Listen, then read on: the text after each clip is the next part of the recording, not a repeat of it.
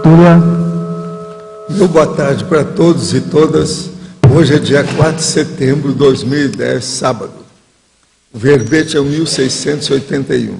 5 páginas, 51 alogias e 15 máximos. A verbetógrafa é a Neida. Está aqui, ó. Ela aqui. O tema, crise de crescimento. A especialidade é a ressexologia. Definição: a crise de crescimento é a condição específica de tensão ou conflito íntimo vivenciado pela consciência, capaz de oportunizar, por meio de análise criteriosa dos fatos e parafatos, autoenfrentamentos, novas posturas, atitudes proativas, decisões pontuais facultadoras de rupturas construtivas, reciclagem existencial, que é ressex, e reciclagem interconsciencial, que é recim.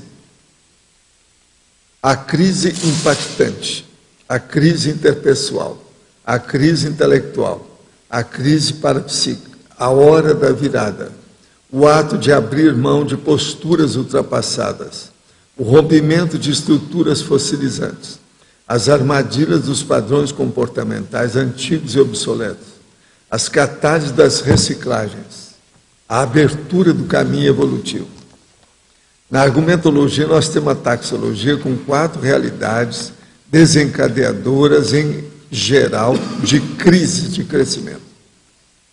E também na caracterologia, nós temos as posturas incontradiças no processo da crise de crescimento, podem ser classificadas a rigor em 2 grupos expostos: otimizadoras e evitáveis. Agora, na remissologia, nós temos 15 itens, destacamos: autodestravamento, autossuperação específica, crise pessoal, desafio da PROEX e momento de mega decisão.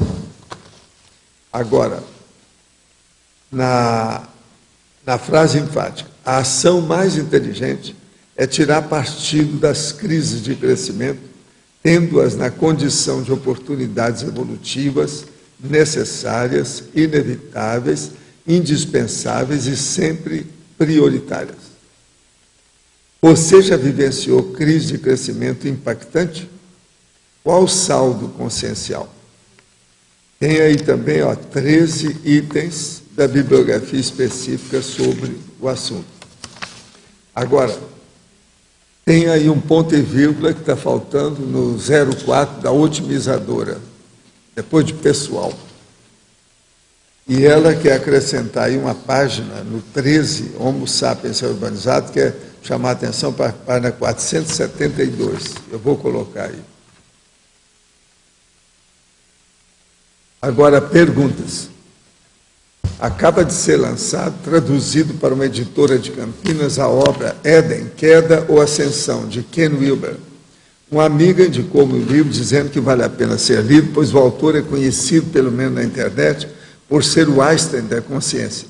E já existem grupos de pessoas que se reúnem para estudar e debater suas obras. Agradeço sua opinião e comentários a respeito. Um dia desse, teve alguém que está perguntando sobre ele aí, o Ken. É só olhar no meu livro Projeciologia, que ele tem a bibliografia, o que é que interessava na ocasião sobre o assunto. Projeciologia, olha lá. Só olhar no Wilber. Quem foi realmente Oswaldo Polidori, suposta reencarnação de Allan Kardec, a quem o senhor foi guia espiritual? Ou é astralino ilusório de assediador? Oswaldo Polidori foi um cara totalmente assediado. Eu conheci e conheci o povo dele. Você também conheceu? Cara totalmente pirado. Grandão mesmo. Né? Esse era óbvio. No movimento espírita, todo mundo via que o cara era pirado.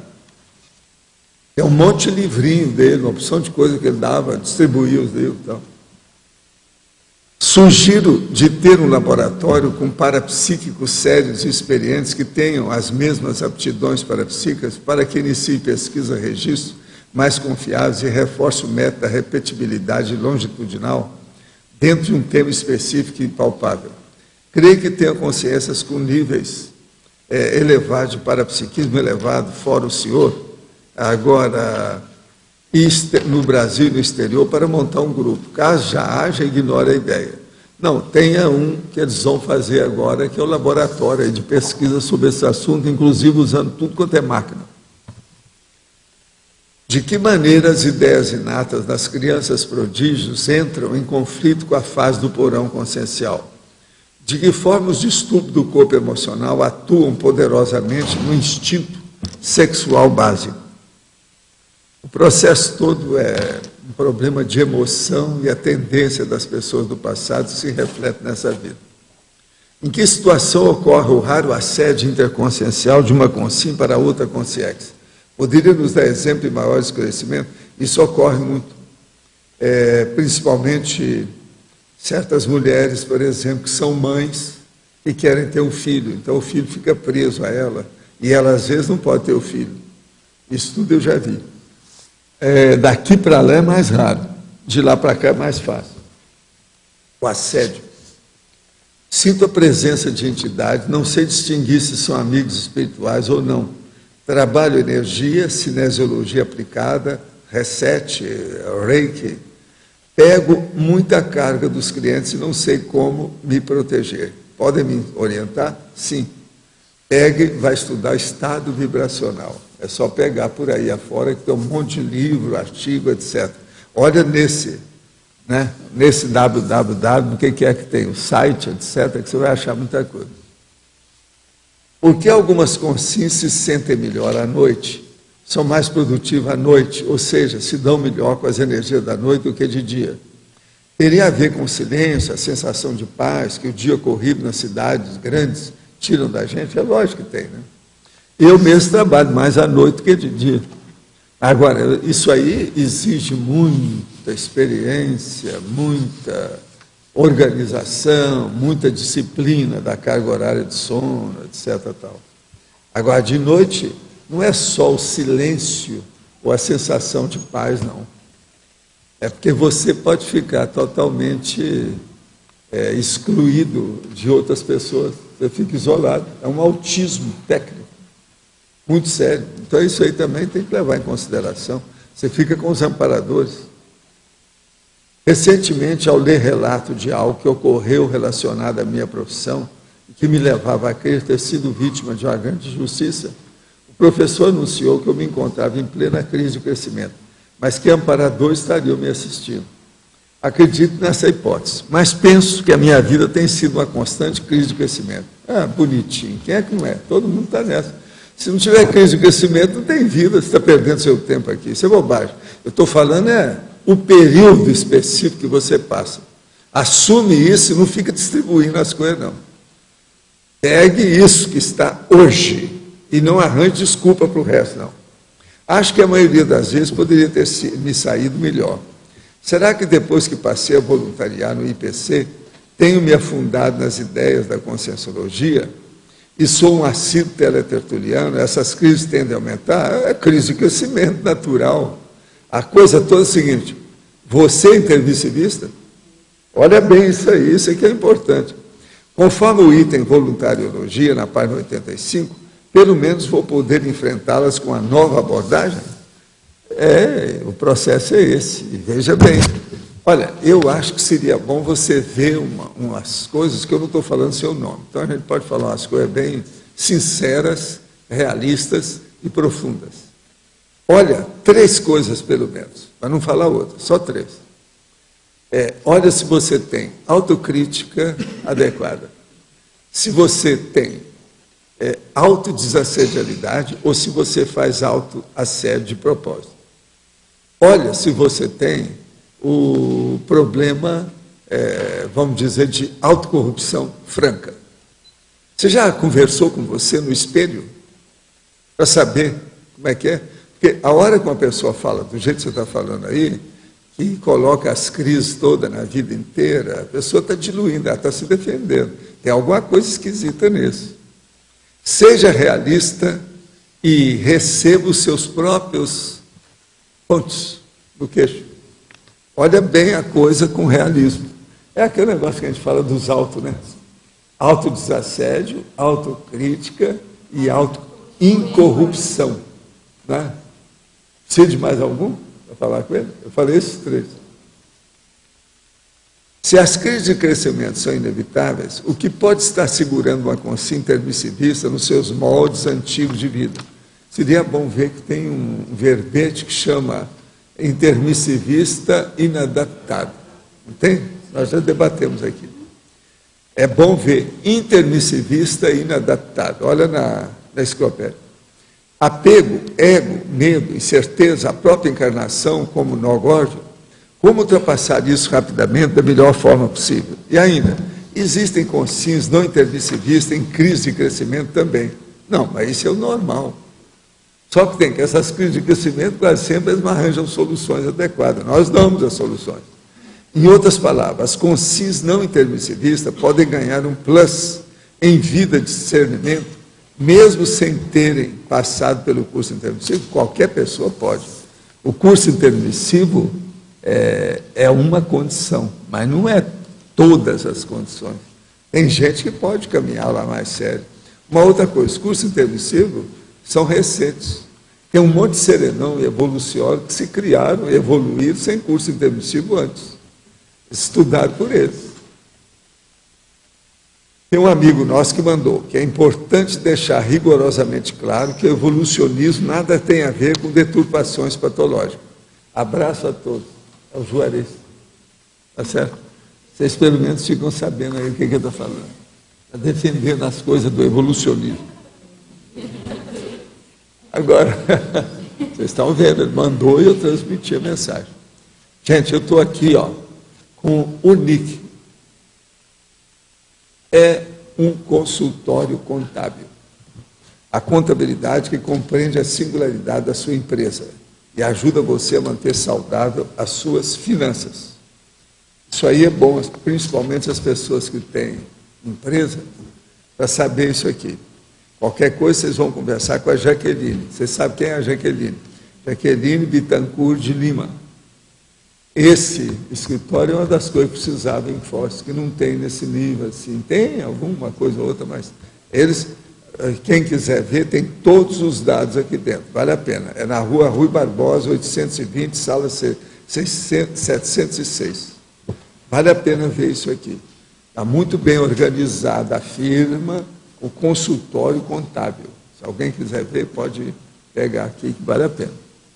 É da Jaqueline, está muito bem feito isso aí. Eu estive olhando, está ótimo.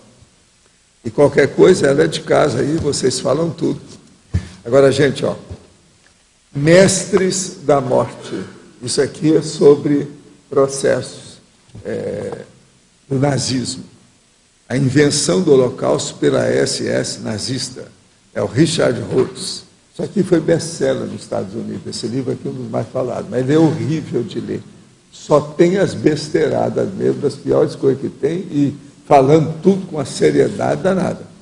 Falando tudo na boca. O nosso amigo Ivo começou a ler o livro e não aguentou ler tudo. E olha que ele está acostumado a ler livro, filme, tudo. Ele não aguentou. Ele parou na metade do livro aqui. Não seguiu. Sabe? Realmente o livro é terrível. Agora, só quero ver uma coisa para vocês. Na página 106, ele fala o seguinte: Alfred Russel Wallace, concorrente de Darwin, discutindo a extinção das raças mais baixas diante da Sociedade Antropológica de Londres, em 1864, caracterizou o extermínio de populações como uma forma de seleção natural. Agora, natural, mas veja, isso aqui não quer dizer que ele esteja defendendo o processo nazista. Ele estava dizendo que isso é a própria natureza que funciona desse jeito. Entende? Agora, o povo usou isso aqui, do jeito que usaram o Darwin, para defender o processo de eugenia e matar os judeus, fazer o extermínio dos judeus, o Holocausto. Então, isso é muito importante. Outra coisa, o nosso amigo aqui, no livro, não explica muito, não. Ele quer pôr fogo nas coisas. Esse livro é uma das coisas que estão defendendo os processos dos judeus contra os nazistas, mas a gente nota que tem muito, sabe, forçou muita barra. Por isso que aqui o livro não conseguiu nem ler. No entanto, esse livro ele ganhou prêmio, etc. Tal. O livro é cheio de rolo, mas é dos piores que eu já vi também. Outra coisa, a maioria de estudo aqui já foi mostrado com detalhes, uma opção de coisa. São milhares de livros que tem. As próprias fotos que ele tem não são as melhores que existem por aí, não. Tem coisa pior, mesmo as piores que ele quis mostrar. Mas agora, esse caso, por exemplo, do Wallace, eu acho que forçaram também. O Wallace não tinha essa ideia. Ele era um cara muito mais vivo. Que é isso? De modo que é só para vocês saberem. Esse livro foi que o Ivo arranjou para eu poder vir aí, nesses milhares de livros que nós já vimos, que não é fácil. Esse é de morte. Pode falar. Na fatologia, a quinta linha, de baixo para cima, as armadilhas dos antigos e obsoletos padrões comportamentais. O senhor poderia falar um pouco mais sobre essas armadilhas? Isso aí são as armadilhas que a pessoa vem com a religião, com as bobagens, por exemplo, que existe de arte, os problemas de instinto da pessoa, entendeu? Processos familiares, étnicos, isso que nós estamos falando aqui, o problema, por exemplo, de raça, racismo, tudo isso é um problema. Agora, qualquer coisa, você pode se dirigir para a sua companheira aí. Sim.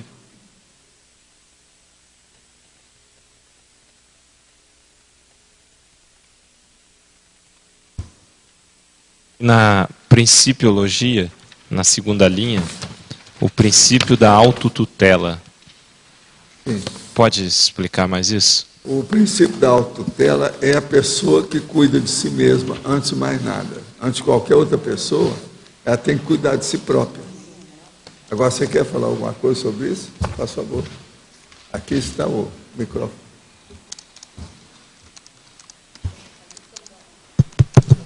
A questão da autotutela, lógico, passa pela questão do autodomínio consciencial, né? Autodomínio evolutivo. Então, na hora que a pessoa passa por uma crise de crescimento que ela supera, ela começa a ser autônoma. Cuidar de si mesmo. Não ficar claro.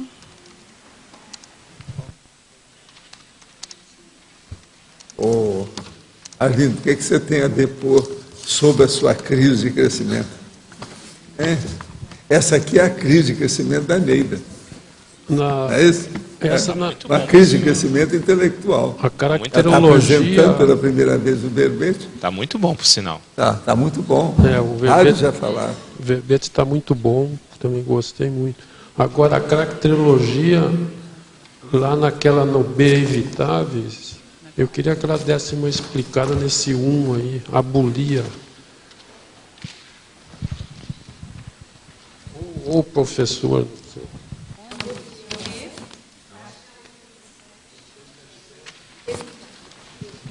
Caracterologia evitáveis, letra B, Arlindo, número 1. Você tem o AIS aí, né? Você procurou abolia? O que você encontrou? Capacidade de tomar decisões voluntárias, acho que é isso, né? Exatamente. Então, na hora que a pessoa hesita, que a pessoa posterga as suas decisões, a sua crise não passa. Ela só vai conseguir resolver as suas crises no momento que ela se posicionar. Então, uma postura evitável é a evitação da indecisão. E a pessoa se posicionar e resolver as coisas. Quer dizer, ela vai deixar de tomar uma decisão em relação a, vamos dizer, a ressex dela, ou aqui na hora que eu estou colocando... Em relação à crise de crescimento, por exemplo, uma ressex dela, ela deixa de tomar uma decisão. Não, na hora que a gente está colocando assim, posturas otimizadoras e posturas evitáveis, as otimizadoras vão auxiliar no desenvolvimento daquela crise de uma forma positiva. E as evitáveis vão fazer com que a pessoa possa deslanchar de uma forma melhor. Então, se a pessoa, por exemplo, se ela tiver uma excitação, uma inibição qualquer, a sua crise vai aumentar. Ela não vai sair daquele contexto. É como se ela ficasse numa não é bem o termo, mas uma batopensinidade, né? Ela fica em roda e ela não consegue sair do mesmo lugar. Fica no marasmo. Na hora que se posiciona, não. É esse momento de crise, a pessoa toma uma decisão. o que mais prende a pessoa na crise de crescimento é a questão da decidofobia. Tem gente que estuda. A crise de crescimento, ela funciona positivamente se a pessoa toma uma decisão. Com certeza. Pelo menos no meu caso, eu estou falando com certeza no meu caso, né, gente? Cada um pense por si. Tem gente que estuda. Então, na hora assim, que a pessoa posterga a sua decisão, as coisas não andam. Quando a pessoa toma uma decisão, ela começa a caminhar.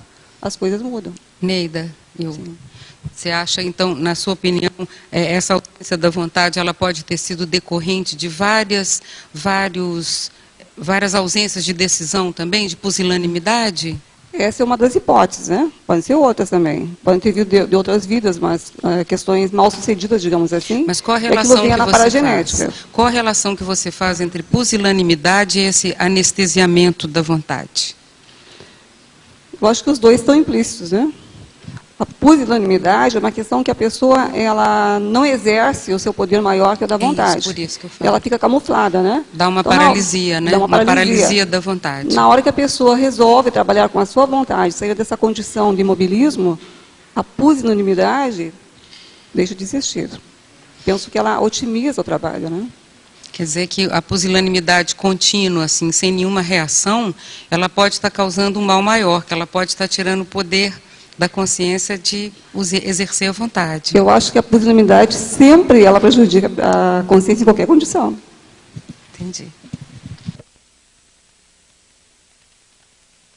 O que mais?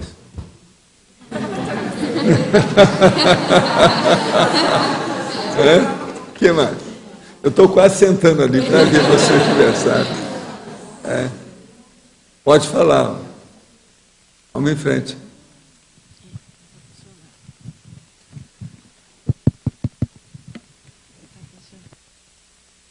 Fala que você vai sair. Alô? Não tá saindo? Falar mais alto? Tá, obrigada. Neida, eu vou na minha área que eu conheço mais, que é a bibliografia específica. No número 2, o janeiro está com acento na letra A.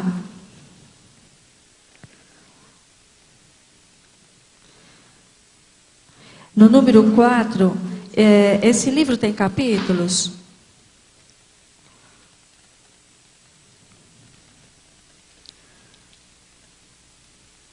No número 6, aqui 11/8/2004, pode riscar o 20, que só fica 11, 08 e 04. Só para responder para ti, Ivone, Pode agradeço as contribuições. O livro 4, a bibliografia 4, eu Cio Demassi, realmente não tem... Não tem capítulos? Não tem capítulos. Ok. É um livrinho bem simples, bem pequenininho. Do número 6, eu tiraria o número 20 do 2004. Tá. No número 8... Eu já anotei, eu vou tirar. Não precisa falar mais? O que mais? No número 8, esse livro é 14/19 ou 19/14? Qual é a ordem? Já que você é especialista. Sempre o maior, que é... sempre o maior. É o comprimento vezes a largura, só que está faltando centímetro. Ah, tem razão. E o número 10, os 50 referências vem depois do gloss. E, inclusive, o gloss não tem o número de verbemas aqui. Ok. Mais alguma coisinha? Chega. Pode falar. Não, acabou. Tá bom, obrigada, Ivone. Agora, o número 2, eu não sei o que ela falou. O que é? Ah, tem um acento. Tá certo. Eu vou olhar esse. Esse aí eu acerto. O que mais? Aqui já acabou. Quem é que está com o microfone na mão?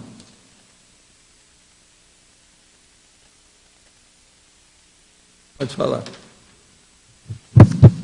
Neida, por gentileza, você levantou, dentro dos teus estudos pessoais, quais são os fatores que vão levando a pessoa a se entregar à pusilanimidade?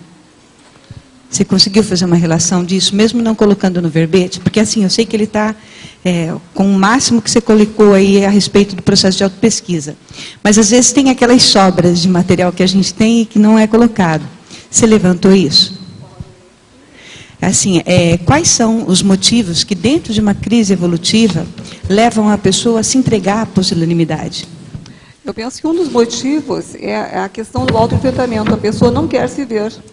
Porque na hora que acontece uma crise, a pessoa pode estar consciente ou não. Quando a pessoa está inconsciente, ok, ela não tem muita lucidez. Mas quando a pessoa está consciente, ela sabe que está pusilânime e ela se omite de tomar uma posição, isso já é um processo, né? Já é uma questão de pesquisa, de autopesquisa. Então eu penso assim, que na hora que a pessoa não se enfrentou, ela reconhece o fator, não se enfrentou, já começa a pesquisa por aí. Mas eu realmente não levantei os dados, porque o meu tema específico não seria esses fatores, né? Bom? Alguma coisa? Quem é que está em crise de crescimento aí? Não tem ninguém?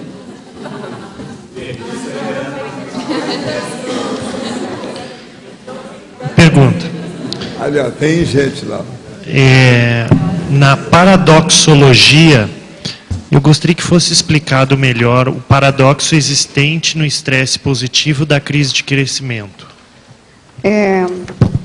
Nesse caso, Marcelo, a Socin comenta, né? Estou em crise. E a crise, ela sempre olha por um aspecto negativo. A maioria das pessoas olha a crise como se fosse uma coisa negativa, né? Mas se a pessoa for inteligente, ela vai poder olhar por outro ângulo. Vai ver o que realmente de bom ela pode aproveitar com esse momento, com esse processo. Então, nesse caso, como a gente fez pela definição lá, né, a condição específica que pode oportunizar, através da análise criteriosa, autoenfrentamentos, novas posturas, novas atitudes. Então, quer dizer, na hora que a pessoa faz isso, esse estresse que acontece, ele deixa de ser uma coisa negativa e passa a ser uma coisa positiva, que a pessoa pode tirar proveito disso. Ok? Marcelo, respondeu a tua pergunta? Neida. Se isso é um paradoxo mesmo, eu não entendi como um paradoxo. Eu penso que é um paradoxo porque as pessoas normalmente enfocam a crise como uma coisa negativa e a gente está olhando como uma coisa positiva. Entendi.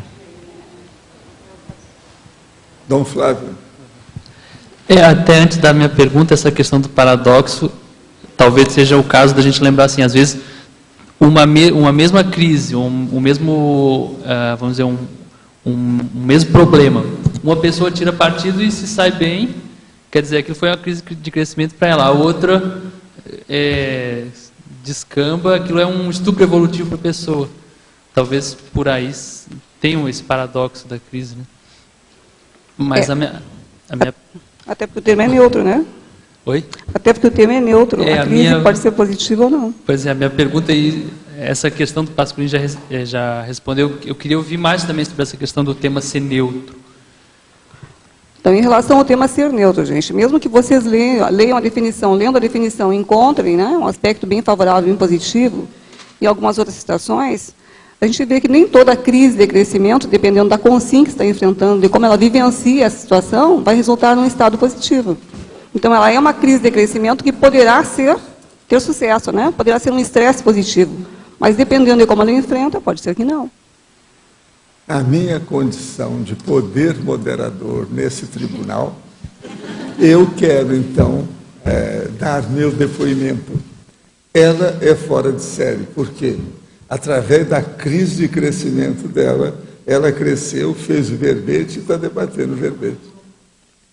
Essa é a maior prova que a crise de crescimento pode ser muito positiva. Só você não falou, porque o verbete não comportava, qual foi a crise de crescimento que te levou a fazer e escrever sobre crise de crescimento? Essa não foi falada. Quer que eu fale? Não, eu não sei. Eu não sei porque o verbete aí, você que sabe, e ele é neutro.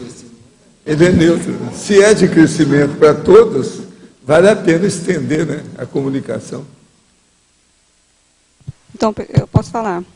É o seguinte, quando eu comecei a voluntariar no Holociclo, né, eu ia lá na sua mesa e pedia alguma tarefa, o senhor me passou, primeiramente, que eu olhasse a remissologia dos verbetes, lembra? Eu comecei a ler aquela remissologia, me interessei, tanto é que a gente formou uma oficina mais tarde, e me fez ver que aquilo ali me acrescentou algo. Depois eu voltei na sua mesa e o senhor falou, agora faça um verbete. Eu levei um susto, né? Porque eu nem tinha pensado em fazer um verbete. Aí o senhor me deu um tema lá, era decidibilidade. E eu pensei, puxa, mas quem decidibilidade? Eu disse, quem sou eu para escrever um verbete? Mas o quê? Vou tentar, né? Aí eu tentei, fiz o verbete e entreguei para o senhor. Passou uma temporada, outras pessoas começaram a escrever também, e o senhor falou que a gente estava já maduro para entender esse processo. Aí eu voltei na sua mesa e disse assim, agora o teu tema é crise de crescimento. Aí eu já tinha entrado em crise, né? Mas eu vi assim que na hora que eu comecei a escrever sobre esse processo, foi que eu entendi o que era uma crise. Até então eu estava vivenciando uma crise de forma inconsciente. Aí eu comecei a entender que eu poderia tirar partido dessas crises. Agora, você escreveu o outro verbete, que é a técnica da remissiologia, não é isso? Sim, só que aí ela ficou sendo remissão enciclopédica, né? Nós mudamos o nome do verbete. De modo que ela está preparada para enfrentar o próximo. Está enfrentando o primeiro aqui. Agora, está dando um exemplo para vocês, eu acho. A Neida fora de sério. Então, eu sugiro que leva quem queira sério, aproveitar... lá em cima, entendeu? É rígida no processo. Sempre foi assim. O senhor Walter falou se poderia outra coisa, acrescentar. ela melhorou muito, porque ela era muito assim, dona de campo de concentração. Ela não é mais. A minha pergunta é, eu já fui dona de campo de concentração? Como é que é? Eu já fui dona de campo de concentração? Não, é o que eu falei, eu acho que você cresceu muito com tudo isso. Ela é um exemplo aí para muita gente. O senhor pode falar comigo claramente, não tem problema. Eu aguento. Porque ela era o seguinte, ela era muito, às vezes, assim, rapidinha nos posicionamentos, e às vezes o público interpretava mal. Achava que tinha muita causticidade no processo. Entende? Era muito rígida.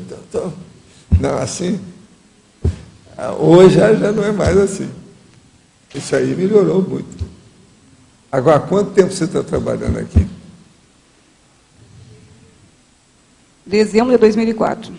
É? Quase 6 anos. Então, 2004. 2004, quase 6 anos. É. O Chico também, né? Ele chegou em 2005. Eu cheguei primeiro. Ah, foi. Então, Professor, aqui acima, não é? Eu gostaria, Neida, de te perguntar a respeito do início, parabéns pelo verbete, sim? Eu queria te perguntar a respeito da previsibilidade das situações de crise. Eu te pergunto, você se encontrou no meio de uma situação de crise, uma crise de crescimento, você saiu dela e aproveitou o fato. Eu te pergunto agora, depois da tua experiência, as crises de crescimento podem ser previsíveis? Podem ser planejadas? Se a gente for pensar na questão do... Até tem um item aqui, gente, que fala... Deixa eu só uma leidinha. A questão do inversor e do reciclante. Por exemplo, os inversores, né? Eles começam a antecipar as suas crises com mais antecedência.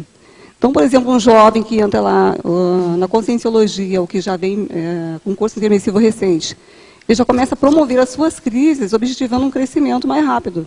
Já o reciclante, ele espera a crise acontecer para que ele possa tomar uma providência. Então, é realmente possível antecipar as crises, inclusive depois que o próprio reciclante já sabe disso. Não somente o inversor. Na binomiologia, Oswaldo.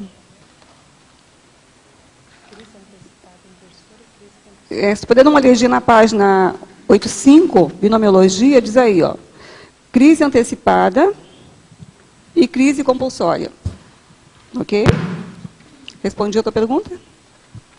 Neida, essa é na questão da crise antecipada. Voltando ao tema da pusilanimidade. A pusilanimidade não deixa a pessoa aceitar as tarefas da própria PROEC, você concorda? Ela impede, ela trava.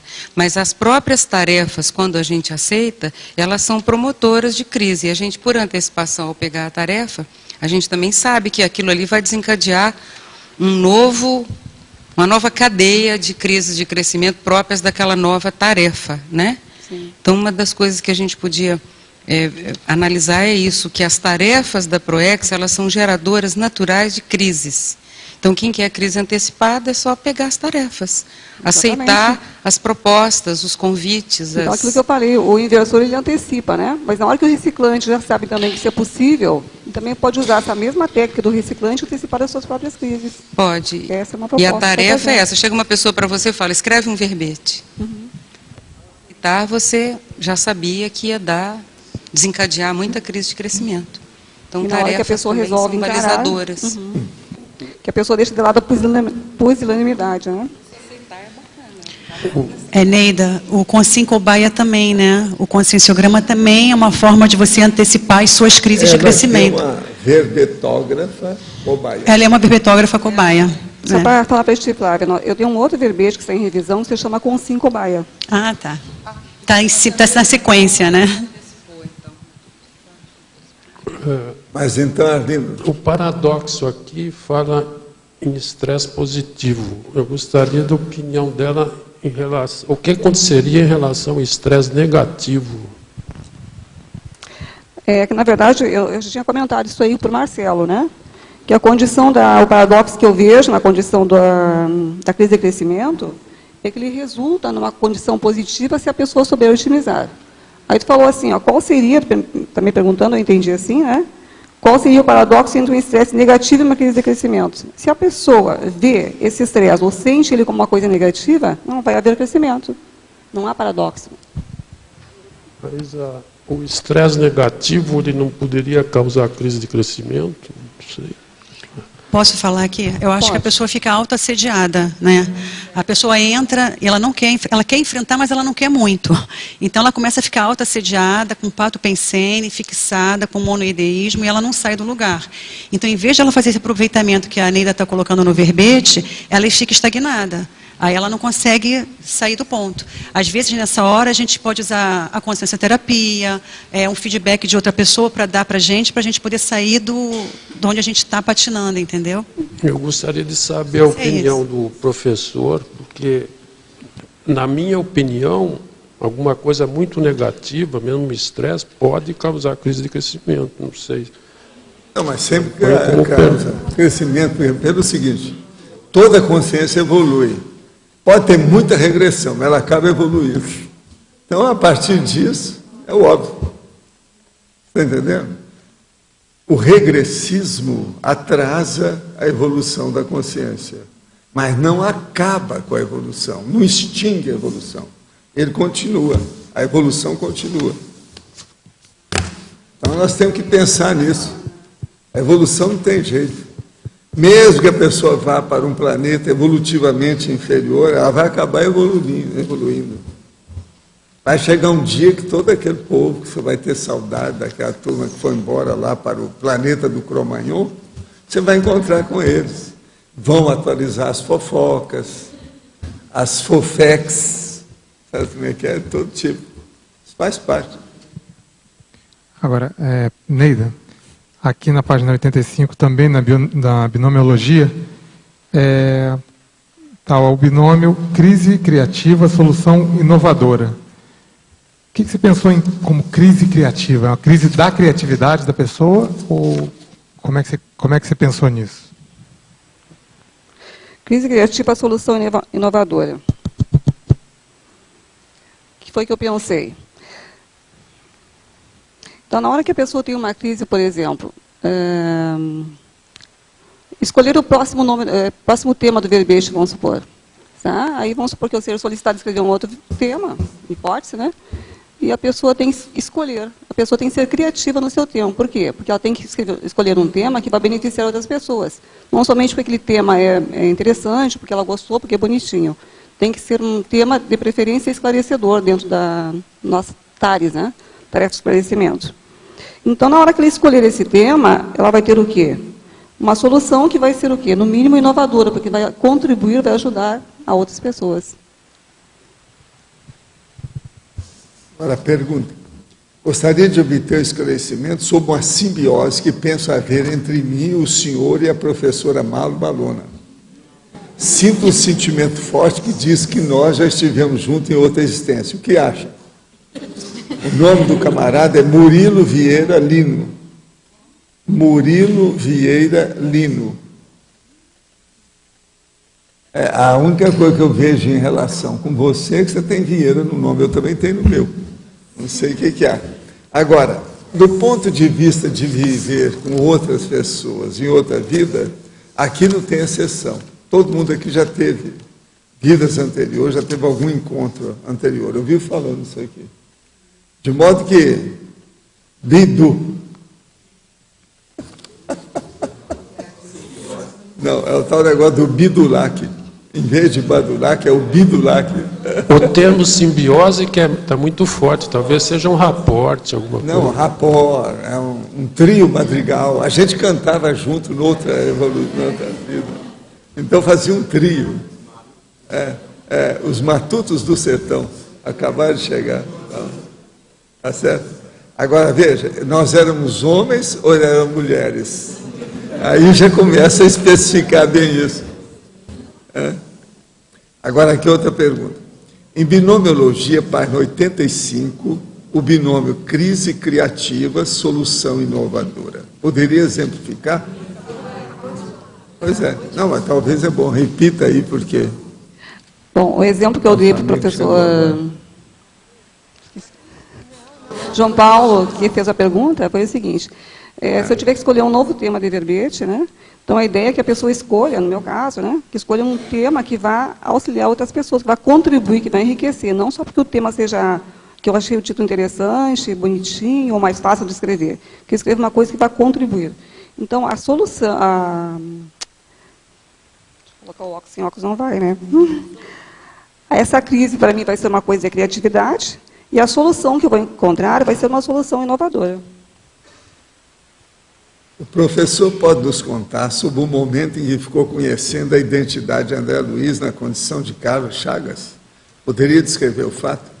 O caso é o seguinte, aos 13 anos, na minha casa, nós estávamos fazendo um debate, eu estava de férias, e fazendo um debate lá dos processos de assédio lá dentro de casa, devido ao meu pai e outras coisas mais, e tinha uma tia também nisso. Então, o que se passa?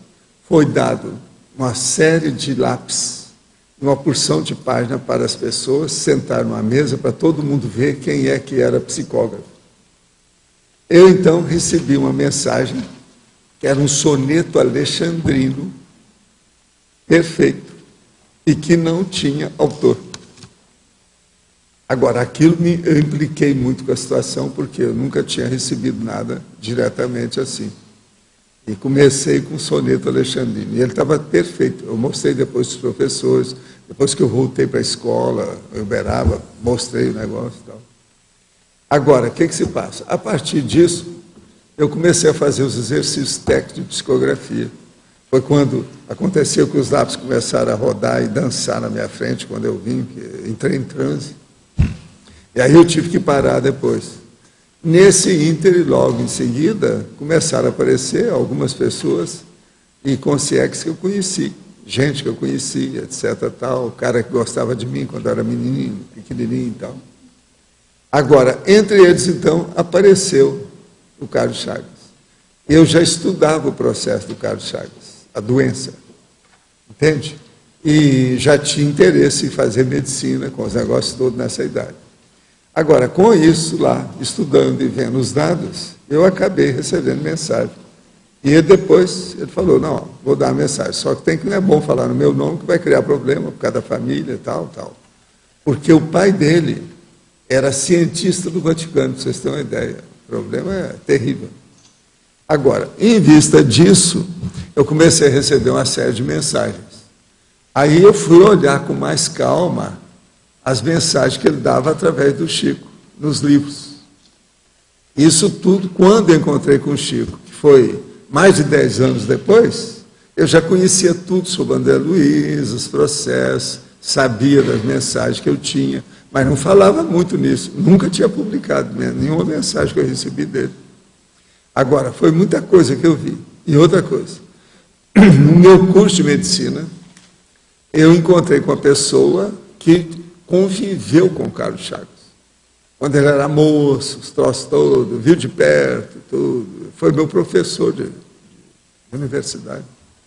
Então, eu também tive contato, que já me interessava pelo assunto. Com isso, a gente teve mais uma noção mais íntima do caso. Outra coisa, muita coisa dele era em Minas Gerais, a gente de Minas Gerais, aquele negócio todo, sabe como é que é? E outra coisa séria, só para uma pessoa ter ideia, o dia que o professor veio falar de doenças tropicais na escola, e que foi dar aula para a gente, eu que estava no curso de medicina, ele começou a falar do triatoma megista, isso e aquilo, o barbeiro que tinha isso, por causa da doença de Chagas, isso assim. Aí eu estava sentado na faculdade, perto da janela, peguei um papel, coloquei o triatoma em cima e falei assim, professor, o que o senhor quer falar do triatoma é esse aqui? Estava lá dentro da aula nossa da Faculdade de Medicina em Uberaba. E isso é que acontecia mais. Então, isso aí eu nunca pude esquecer. Agora, veja, quem me chamou a atenção? Adivinha quem é que me chamou a atenção na hora para eu ver a janela, que estava lá perto, porque eu estava sentado assim, a janela estava aí. Eu cheguei na janela, estava lá. E era megista. Se for estudar depois, ele era autêntico, é o brabo, mais sério.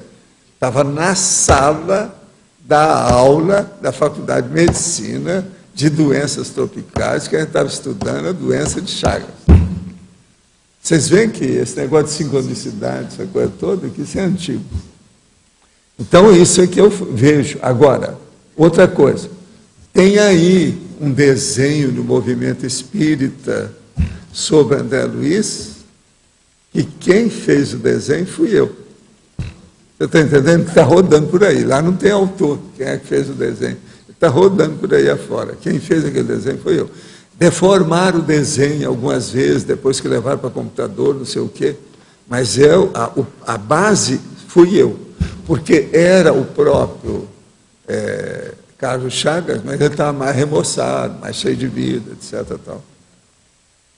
A consciência-terapia tem, no seu embasamento de trabalho, o processo da autotutela do evoluciente. Agora é com você aí, ó. Na antagonismologia, página 85, poderia ampliar o antagonismo, competição, priorização? Antagonismologia. Achei.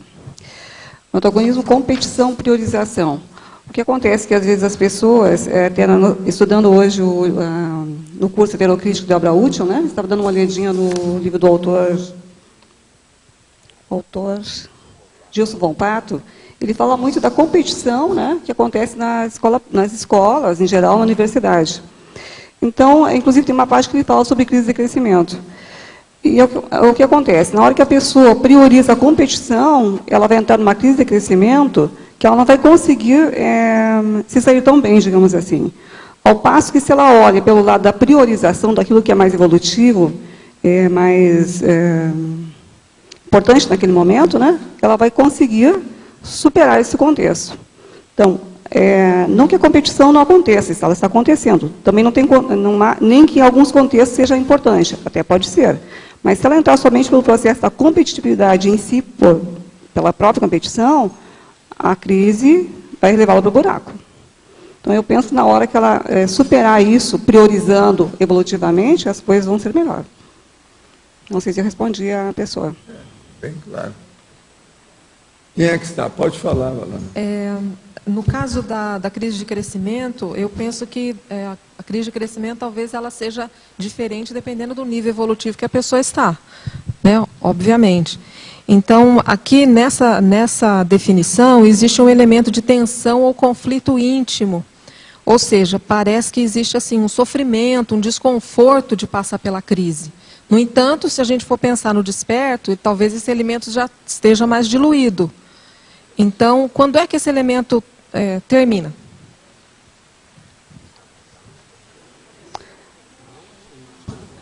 Fala aí vocês, o que é? Na verdade, ainda não sou desperta para saber, né? Mas o que acontece é o seguinte, eu penso que até o próprio serenão tem conflito também. Eu não sei qual é o nível do conflito que ele vai ter, gente. Mas o que a gente entende como crise é realmente essa questão do desconforto que a pessoa sente naquele momento, que ela não sabe como é que vai sair. Então, no momento que ela começa a pensar, se ela está consciente disso e quer mudar, ela vai começar a resolver. Agora, quando é que ela está lúcida para isso, em que momento é que ela vai ficar mais lúcida, eu não sei realmente afirmar. Mas penso que quando eu chegar desperto, vou poder responder melhor. Eu gostando de ver, porque ela está muito educada, diplomaticamente, alto nível. Sabe? Negócio sério. Quem é o próximo? Quem é? Neida. Aqui, Eu sou o poder moderador aqui. Como é que é com o nome do cara aí? Tem vários nomes para isso, né? Hoje eu estou aqui, braço cruzado.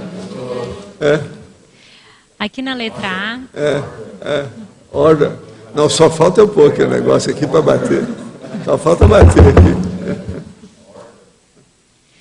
Aqui na letra A. Na primeira página, em pensenologia, eu queria que você falasse um pouco mais sobre os hipopensênios doentios. Página A. Na primeira página, em pensenologia.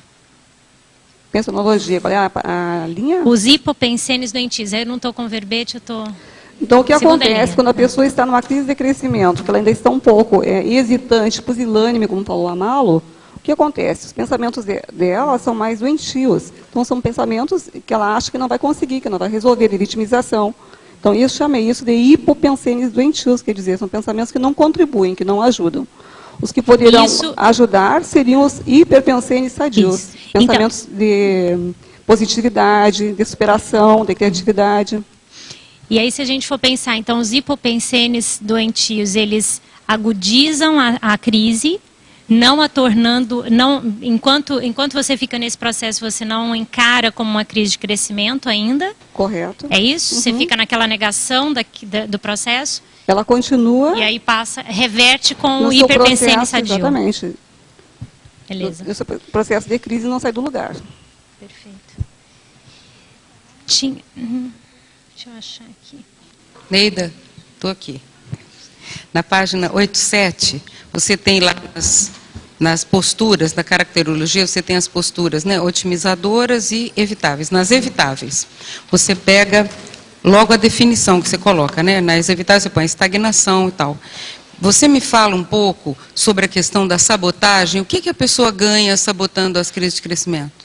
Por que é tão comum? Por que não sai daquela situação? Então, assim como você já respondeu, Malo, são assim, posturas otimizadoras e posturas evitáveis. Na hora que fala assim, estagnação na abordagem trafarista, sabota o processo de mudança. Então, a pessoa não ganha nada. A pessoa continua no mesmo lugar. Mas então, por que ela faz? Porque, veja bem, é tão comum você ver a pessoa se auto-vitimizando, tirando o corpo fora e tal, e ela está fazendo essa sabotagem. O que ela ganha com essa posição? Porque tem que ter um ganho, senão ela não faria isso. Alguma coisa acontece. Eu acho que ganhos produtivos nenhum, né? Mas a pessoa, são pseudos ganhos que a pessoa acha que ela continuando como está, não vai ter, vamos supor, se eu mexer daqui, eu vou ter que passar por um processo que vai me incomodar. Então, eu prefiro ficar acomodada. Tem um termo que a gente usa, zona de conforto, né? Que daí eu não vou me incomodar. Então, a pessoa acha que ficando na zona de conforto vai ficar bom para ela. Só que é uma ilusão, uma pseudo-ilusão, né? É que é uma zona de desconforto, é a zona da arrebentação. Sim, mas é a pior posição que tem. Mas alguma coisa tem que a pessoa prefere essa situação. Quer dizer, você acha que tem alguma vampirização energética nisso? Que com isso ela ganha a atenção das pessoas? O que é? Eu sei que a autocorrupção está presente. Com certeza. Entendi. Quanto à vampirização energética, é possível que sim. Mas eu penso que o fator maior é a autocorrupção. A pessoa não quer se encarar. É porque se é tão ruim, porque tanta gente escolhe. Então, isso que me chama a atenção. Tem gente demais deixando de trabalhar e de produzir em função dessa sabotagem. Você fala, você tem isso, você tem esse talento. Ela fala, não, isso é o seu modo de ver, são os seus olhos. Isso é horrível. Da mediatização, né, Malo? Eu acho que a maioria escolhe que fica mais fácil. Escolhe a lei do menor esforço. Se a gente for pensar, até no nosso próprio grupo, que a gente vê? Que as pessoas escolhem aquilo que é mais fácil, quando a gente sabe que é o contrário, deveria escolher aquilo que é mais difícil. Porque mais fácil a gente já sabe. Agora, você não acha que tem uma coisa atrás, assim, que é uma postura egóica e também é vampirizadora, porque atrai sempre esse tipo de elogio que a gente faz? Mas fulano, você é tão bom nisso, você é tão bom naquilo, por que você não sai do buraco? E ele fica. Então, isso... Eu peço ajuda aos universitários aqui. Vamos pedir ajuda aos universitários? Vamos, então, aos universitários. Não, ao mediador, para saber se essa postura de haver uma vampirização faria com que a pessoa se mantivesse nesse nível, como ela está perguntando. Eu acho que vocês estão entendendo tudo. Estão sabendo tudo, mais do que eu. Vocês estão ótimos, é por aí. Agora, o que eu vejo é o seguinte: há que insistir. Olha como é que é? Para a gente ajudar. Assistência é isso.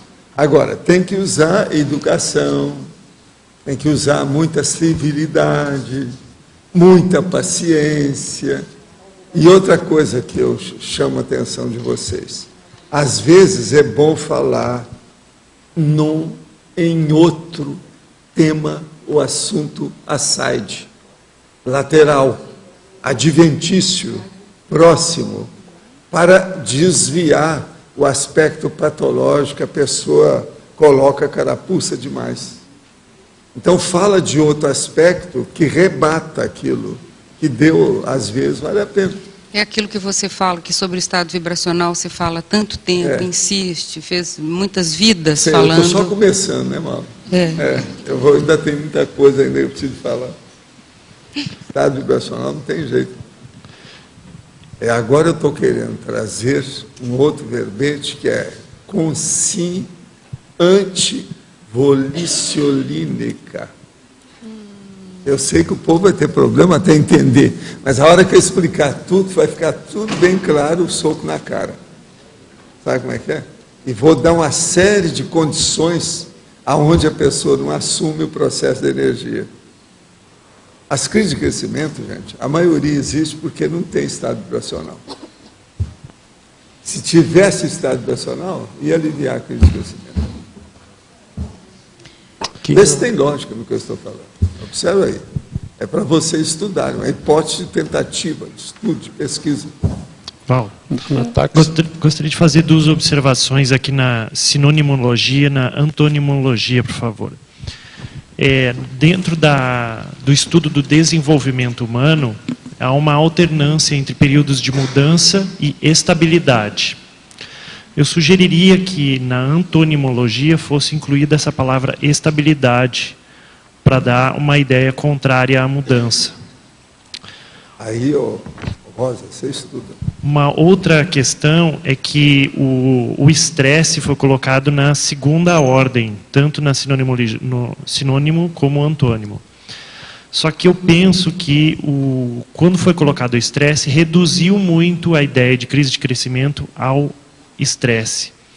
Porque o estresse é bem menos, pelo menos no meu ponto de vista, até onde eu conheço sobre estresse, é bem menor do que a ideia representada aqui de crise de crescimento. Esse estresse depende, tem estresse que mata, que faz suicídio, e às vezes de um dia para outro. Isso não é assim não. Crimes, homicídios, estresse, tensão, o negócio é muito sério, é a tensão e o conflito íntimo, isso é justamente a crise de crescimento. O estresse está muito bem colocado aqui por ela. Só que aqui é a crise, eu concordo que o estresse esteja relacionado à crise, mas não necessariamente crescimento. Presta atenção, a definição. A crise de crescimento é a condição específica de tensão ou conflito íntimo. Tensão e estresse é a mesma coisa. Só que aqui crise de crescimento. Se fosse só crise, eu estaria de acordo. Como é decrescimento... Sei não. Mas, Marcelo... Outra coisa, o verbete é neutro. Marcelo, só para falar para ti, que o estresse está qualificado na sinonímia. Estresse positivo, como sinonímia de crise e crescimento. E na antagonímia, antonimologia, aparece como estresse doentio. Entendeu? Estão qualificados os dois. Aqui, na taxologia na página 86, a número 2, extraconsciencial, né? Aqui está as mudanças imprevistas. Essas número mudanças... 3, aqui, ó, no meu é número 3. 3, Aonde é? Ah, é 3. É 3, desculpa, extraconsciencial é 3. É 3. As mudanças, essas mudanças, segundo, eu estou supondo que seja para pior, né? Porque a mudança, ela, posso talvez responder? seja mudança para pior, mas eu não sei se uma mudança para melhor também ia... Posso responder, professor Valdo? A mudança para menor, às vezes, mata a pessoa. Para maior, para melhorar, mata. É a bamburreologia. Eu já trouxe verbete aí sobre isso. A dúvida é que poderia ser para pior ou melhor. Aí, mudança, mas não, tanto faz como tipo tanto de fez. mudança. Aquela pessoa que recebe a notícia que foi premiado lá com bilhões, a pessoa cai dura na hora, né? Pois é. Valdo. Não se brinca com isso. Lembre-se do caso da menina de Belo Horizonte, que eu conto para vocês, que era pequenininha, fizeram a árvore cheia de presente. Então, tudo no escuro. Acendeu a luz e colocaram a menina. Aí ela olha a árvore de Natal toda carregada de presente. E eles falam para ela, não. Ela, Aí ele fala assim, tudo é seu. Ela caiu morta na hora. Assim, tá. Crise cardíaca. Garotinha. Isso é que é crise de crescimento, a maior, né? A dúvida é agora, ó, se deve ou não destacar. Vieram falar comigo, todo mundo chorando para aquilo. Adivinha o que é que eu falei de cara? Tem uma ideia? Assim, gente, isso aí é uma mini proex. A menina veio para dar uma lição em vocês. Tapa na cara de todo mundo. Ela deve ser fora de série. Aí nós vamos saber a origem da criança. Ela veio do interior, a família morreu, tinha havido um incêndio, sei lá, umas coisas que aconteceram, ela ficou sem ninguém, e eles adotaram e levaram para Belo Horizonte. A menina tinha mudado o guarda-roupa, aquela coisa toda, naqueles dias, e chegou perto do Natal. Então fizeram uma árvore, porque o casal não tinha filhos. Vocês vejam bem como é que é. Isso é que é crise de crescimento. Agora vejam. A menina teve uma pequena crise de crescimento que levou ela dessa para melhor, para outra vida. E ela criou uma crise de crescimento daquele povo todo, que a família toda ficou abalada com o negócio, foram pensar na vida, como é que era. E fazer mais assistência, porque a intenção deles era boa. Mas veja, num problema de adoção desse, a intenção era boa, mas tinha um processo também recíproco, muito sério.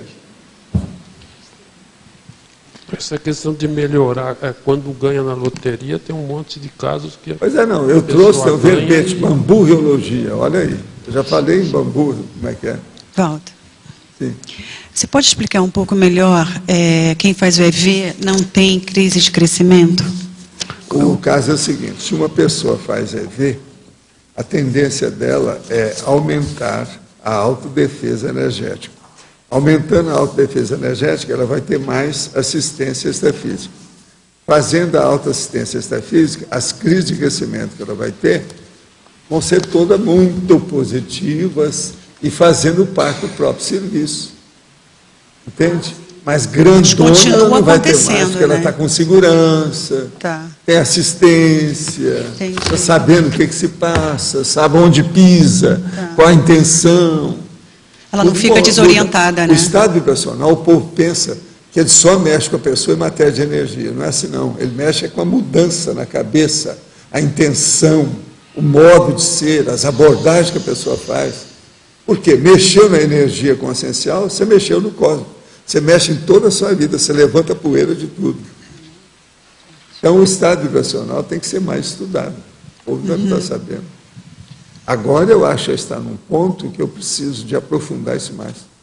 Clarear isso mais para todo mundo, ver como é que é. Entende? O ideal seria que uma pessoa chegasse aqui, e às vezes eu faço isso quando eu estou só eu e a pessoa.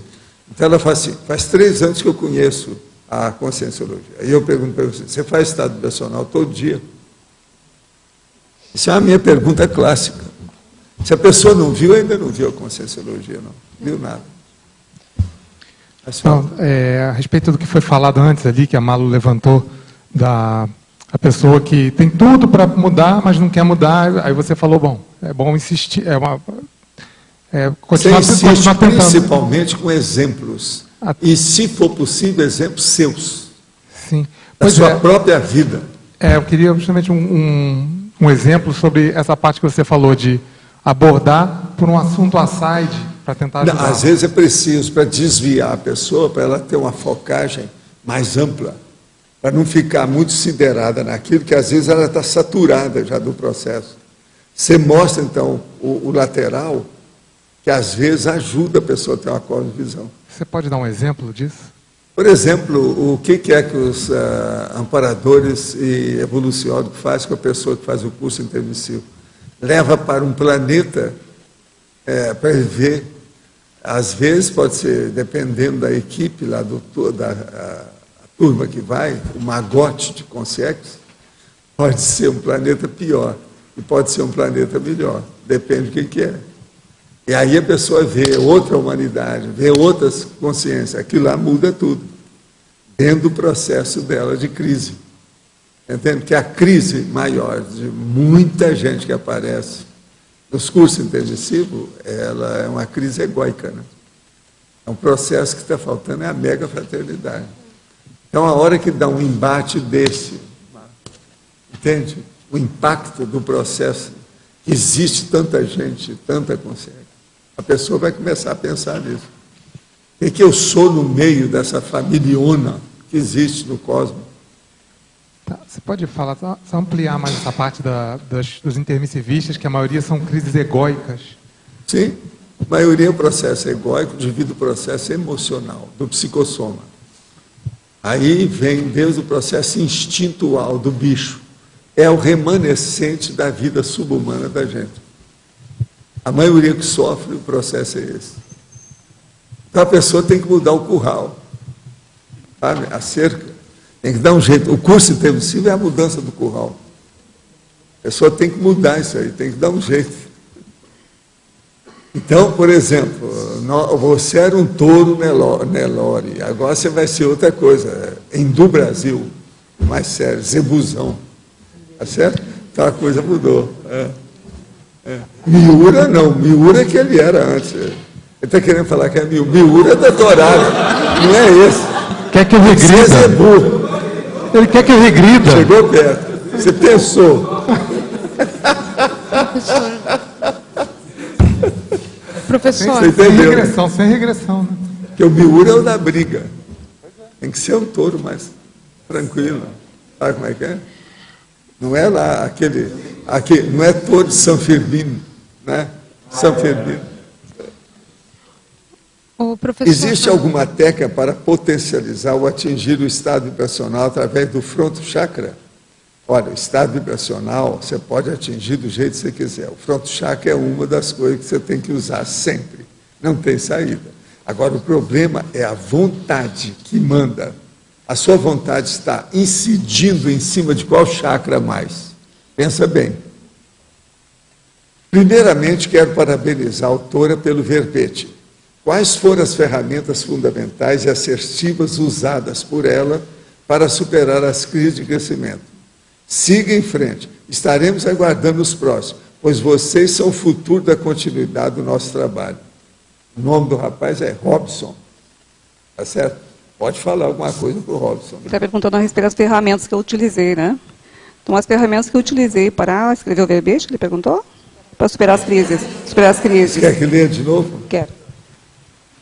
O nome dele é Robson. Robson quer dizer Roberto do Som. Robson, tá certo? Ou é o filho do Roberto, eu não sei. Do Rob. Primeiramente, quero parabenizar a autora pelo verbete. Quais foram as ferramentas fundamentais e assertivas usadas por ela para superar as crises de crescimento? A principal ferramenta que eu usei para a superação da crise foi a autopesquisa. Porque eu tive um processo assim, que logo que eu cheguei aqui, né, eu não queria me ver. Eu só queria fazer algumas coisas que eu não precisasse me olhar para mim mesmo. Eu penso que uma das coisas que você usou mais é um negócio chamado moderação. Moderação. Você está de acordo? Não sei se moderação, mas eu estou pensando que foi autopesquisa, porque até então não entendi como é que eu funcionava. Mas sua autopesquisa levou você para a automoderação. Não, isso foi a consequência, né? A ferramenta básica foi a Mas autopesquisa. a automoderação é que fez isso tudo. A automoderação. O senhor está falando isso baseado em quê? Automoderação. Ela chegava e ia diretamente aos finalmente e fazia cirurgia. A partir disso aqui, ela está, conversa com o paciente, dá apenas uma receitinha ambulatorial, uma sugestão. Olha, no ano que vem até lá, você vai ter esse tratamento para a gente ver se precisa da cirurgia. Qualquer coisa, você volta aqui na semana que vem. Acapite, se te explicar mais, ela é assim, tudo no início era assim, hoje já não é mais assim. Até para falar, era muito mais rápida, hoje ela já está mais moderada, para expor, para argumentar. É verdade ou não é? Quem é que conhece? É verdade ou não é? O senhor respondeu para mim. Agora veja, nesse holopensene que nós temos aqui, também se não melhorasse, o que a gente ia fazer com ela? E depois disso entra os anexos. Quais são os anexos? Cônscios, Apex, consciência terapia e por aí vai. O negócio é sério. Sim. Pois é. Foi super positivo, né? Muito bom. Foi muito bom. De vez em quando ela chegava lá para mim, você está no caminho certo. Vai em frente. Agora, Valdo, deixa eu perguntar. Parece que você estudou muito também, né? Eu estou achando que a Neida está muito afiada. Todo, desde que chegou aqui. Estuda, né? Possivelmente nesses 6 anos, uma das pessoas que mais estudaram aí foi ela. Eu acompanhei isso tudo. Isso é verdade. Qual a melhor forma de aproveitar o conscienciograma de maneira autodidata? Qual a melhor maneira para aproveitar bem essa ferramenta de medição? Gostaria de ser cobaia do conscienciograma quando eu puder ir à Foz. Olha, a primeira coisa é o seguinte, anota o conscienciograma, o que é a seu favor e o que é contra.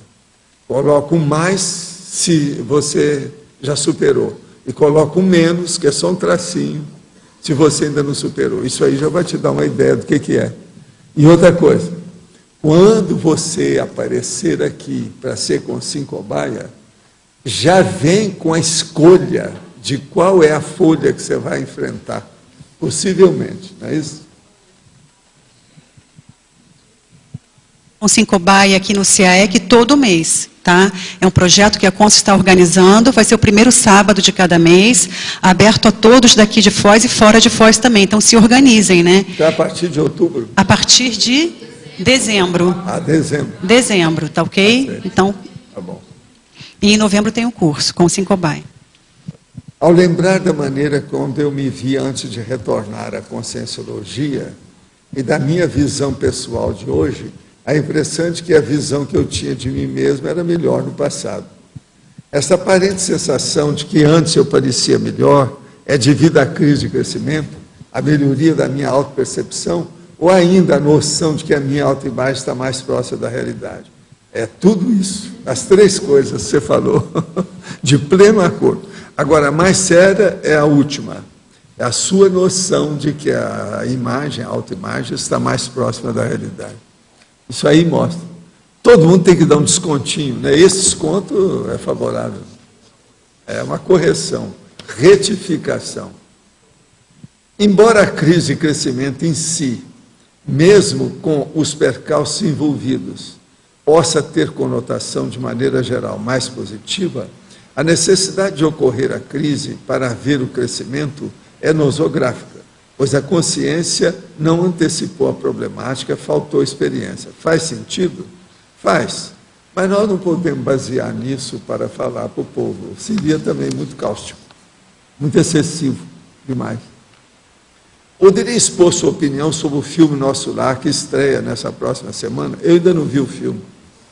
Quando eu ver o filme, pode estar certo que eu venho aqui e vou dar a minha opinião. Em todas as crises de crescimento que eu experimentei nessa ProEx, concluí que a gente tem que buscar condições que favoreçam e estimulem o desenvolvimento harmônico dentro de nós. Nessa perspectiva, a crise amadurece e proporciona aprendizagem. Esta minha postura é semelhante à condição de aprender e se deixar cortar para depois permanecer inteira? O senhor concorda? Não, isso aí ajuda. Agora, o problema todo nosso é a pessoa entender que a crise que ela tem é para crescer. Não é uma crise para acabar com ela. A maioria entra em crise e começa a chorar, né? Os pecados da vida e a situação toda. Não é assim. Vamos ver que é crise de crescimento. Então, ter a noção do que é uma crise de crescimento só já é uma grande coisa. A maioria não tem. Uma consim que dessomou em 1945 em um campo de concentração aos 43 anos de idade, e segundo as minhas pesquisas, ressomou 16 anos depois em um outro país, numa família nuclear diferente, seria uma personalidade consecutiva? Não. A personalidade consecutiva é o seguinte, é aquela que você conheceu nessa vida 2 vezes, com 2 corpos diferentes. Ela tem 2 corpos diferentes. Veja se é. Você conheceu a pessoa? Devido ao pouco tempo entre a dessoma e a ressoma, seria ideal uma família nuclear com característica genética mais próxima da anterior? Não. O problema é que 16 anos já não é assim tanto, não. Está bem dentro do contexto. Quais as características mais importantes que devemos observar para podermos dizer com muita convicção que as 2 consciências são as mesmas? É o temperamento. Você tem que olhar e ver o currículo da pessoa, o perfil que ela tem, os traços que ela demonstra. Eles não podem ter mudado muito, o temperamento não muda. Em 16 anos vai mudar muita coisa, não. Então é a própria pessoa que você conheceu antes que aparece dentro de um novo corpo, só. Mas o temperamento, a essência é mais ou menos a mesma. Olha, por exemplo, certas preferências da pessoa, mas primeiro, para ver essas preferências da consciência, você tem que examinar o tipo de corpo. Qual era o corpo que ela tinha e o corpo atual? Porque conforme o corpo, as preferências mudam. Isso influi também no problema da consciência. Isso aí é complexo, tem que examinar com calma. Então, por exemplo, uma pessoa tinha um distúrbio qualquer na cabeça. Não é a mesma coisa se hoje ela não tem. Ou ela não tinha distúrbio nenhum e agora ela tem. Tem que dar o desconto disso tudo, devido à reação que a própria pessoa tem. Isso então é complexo, tem que examinar com calma. O caso todo é o seguinte, é examinar as 2 biografias e fazer o cotejo. Depois a sua observação, a vivência que você teve com a pessoa nas 2 vidas. Com minha crise de consciência, acabei me afastando de tudo. Ultimamente tenho encontrado muitas pessoas da Conscienciologia que me tratam como se estivesse ainda inteirado nesse processo. O que o senhor poderia me dizer sobre isso? Eu acho o seguinte, que tal você ir para casa hoje, olhar no espelho e falar, a consciência está aí, anybody home? Tem alguém aqui dentro? O que é que a sua consciência pensa? Pensa bem, o problema é atrás da sua testa. Não é só eu que devo falar, é você que tem que falar para você. O que o senhor poderia dizer para você mesmo? É isso aí que você tem que pensar. Olha bem, o que você está fazendo com a sua vida? Sua vida está melhor? Você ganhou na loteria? O que foi? Houve alguma novidade? O que houve? Há alguma coisa atrás disso. É preciso examinar, você que sabe.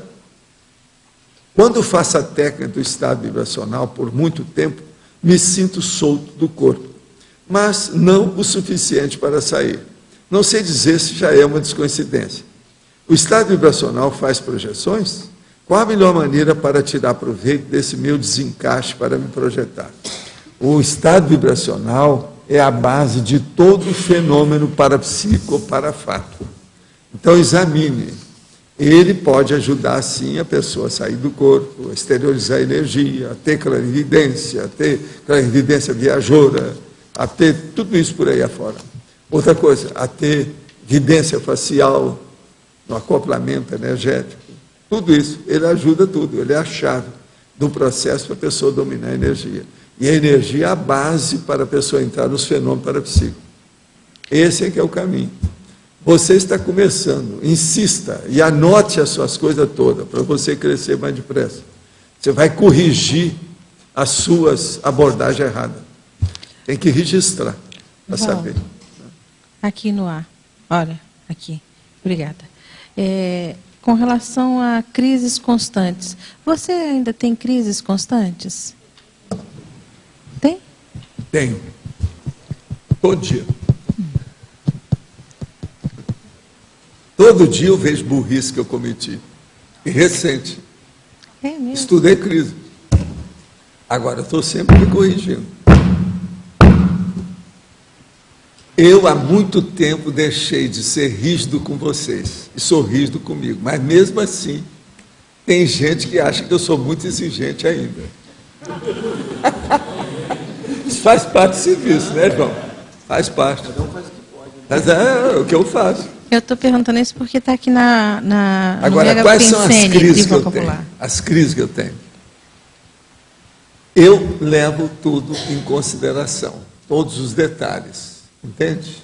Então, por exemplo, uma das crises que eu tenho, como eu vivo mexendo com texto, é eu coloquei uma palavra que não devia ser aquela, é outra. Por que é que eu coloquei isso? Isso é uma crise. Já é uma senhora crise. Para mim, que é a crise mental somática, isso é crise de lucidez. Isso mostra que eu não tinha lucidez na hora. Entende? O processo é seríssimo. Como é que fica? Agora, são pequenas crises que levam às grandes crises. Por exemplo, eu não me permito sair de casa esquecendo alguma coisa. Agora, quantos anos eu trabalho com isso? Sei lá, mas eu penso que deve ser uns 50 anos. É de vez em quando, se eu não deixar, você, conforme a pessoa que vem, que está comigo, pode me fazer eu deixar para trás alguma coisa. Eu não permito uma coisa dela. É o dia típico, mas é uma série de condições. Não é fácil. O dia típico, por exemplo, de fazer o social diferente, um processo que saiu muito da rotina dentro do seu próprio trabalho, é o seu próprio trabalho, mas saiu muito da rotina. Eu acho que isso tudo é crítico, e é crise. Entende?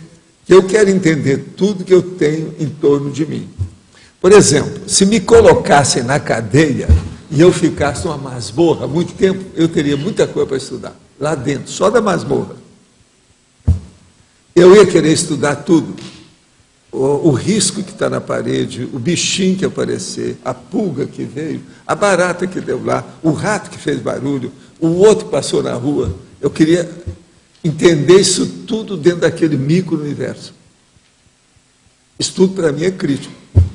Então, nós podemos dizer que, para mim, talvez seria uma abordagem, no meu caso, o meu maior problema é a abordagem.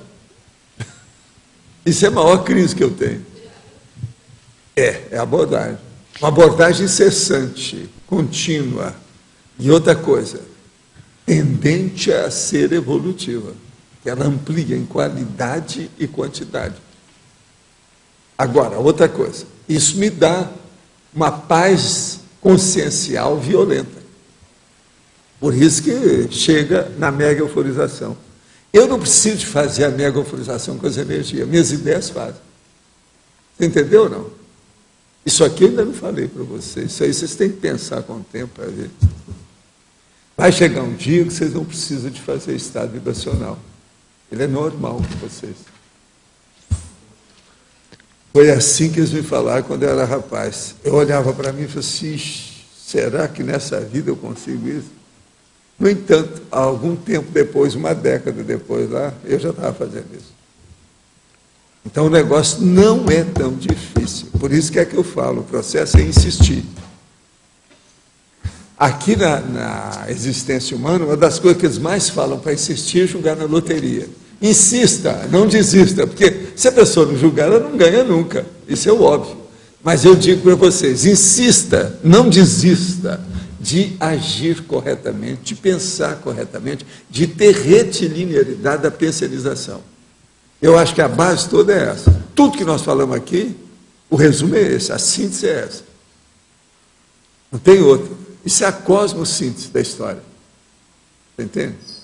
Agora, a cosmossíntese prática é o estado vibracional, é o domínio do estado vibracional. Hoje eu já posso falar isso, vocês não vão achar que eu estou maluco. Maluco é o carioca que fala. Ou não vão falar que eu estou psicopata, já é o psiquiatra.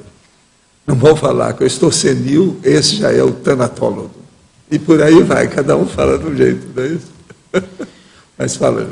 Aproveitando o exemplo que o senhor deu do cárcere, uma vez o senhor contou que teve uma vida, que o senhor ficou preso durante muito tempo, e isso fez desenvolver muita coisa. Me ajudou demais. Como é que foi na prática isso? O senhor lembra? O senhor teve... Na prática é o seguinte, eu fiz do jeito que muita gente já fez. Olha só as biografias que você vai encontrar.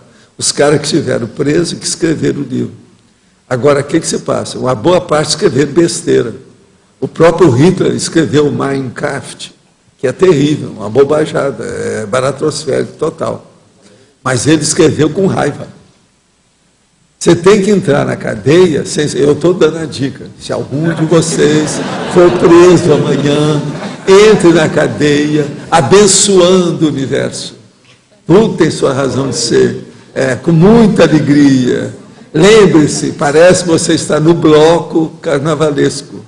Está entendendo? É assim. Isso é que é a reversão da abordagem. Você está entendendo? Então, a cadeia, por exemplo, é o máximo. Agora, eu digo para vocês, por exemplo, como esse negócio de cadeia, de masmorra e de presídio é relativo. Eu passo uma boa parte, atualmente, por exemplo, esses últimos tempos, uma boa parte do meu dia eu passo sozinho. Vocês não pensam que eu estou com vocês o tempo todo. Eu passo sozinho. Eu estou numa masmorra. Hoje, por exemplo, eu estou em casa, viajou, não tem ninguém comigo, tem lá 2 gatos só. A minha prisão tem gatos. Você está entendendo? Mas a maioria das 24 horas eu estou sozinho. Observa bem isso. Eu me dou bem comigo, porque eu nunca estou sozinho. Por causa dos amparadores, por causa do trabalho que eu faço. Então, a primeira coisa, vocês vão para a cadeia, mas lembre-se, se você agiu corretamente, você vai ter amparador. Se você tem amparador, você não vai ficar sozinho na cadeia. Raciocina nisso. Precisar de ver eu explicar isso na cadeia para os presidiários. No movimento espírita eu fazia isso. E tinha gente que entendia, e tinha gente que mudava na hora. O negócio todo era esse. E as pessoas têm sempre companhias. Algumas são visíveis, outras são invisíveis. O professor... do estado vibracional, e a gente percebe que a cultura da mobilização básica de energia, ela está se perdendo um pouco, sabe? Pois é por isso que eu estou falando. A cultura da mobilização básica de energia, circuito fechado, exteriorização, estado vibracional absorve. Agora, sabe por que está esquecendo? Porque uma boa parte daqueles que hoje estão liderando as atividades conscienciológicas já dominaram certas coisas, estão lá na frente. E elas não estão dando mais valor para isso. Mas elas estão saltando essa parte. Agora, o pouco que está chegando, está ficando a ver navios. Está ficando a ver navios, saltando essa parte, como se ela fosse dispensável. Se fosse, não estava no Projeciologia desde o começo. Então, seria bom fazer um trabalho em nível da CCCI toda para atualizar a cultura básica. É a mobilização básica de energia. Esse é o revivalismo saudável.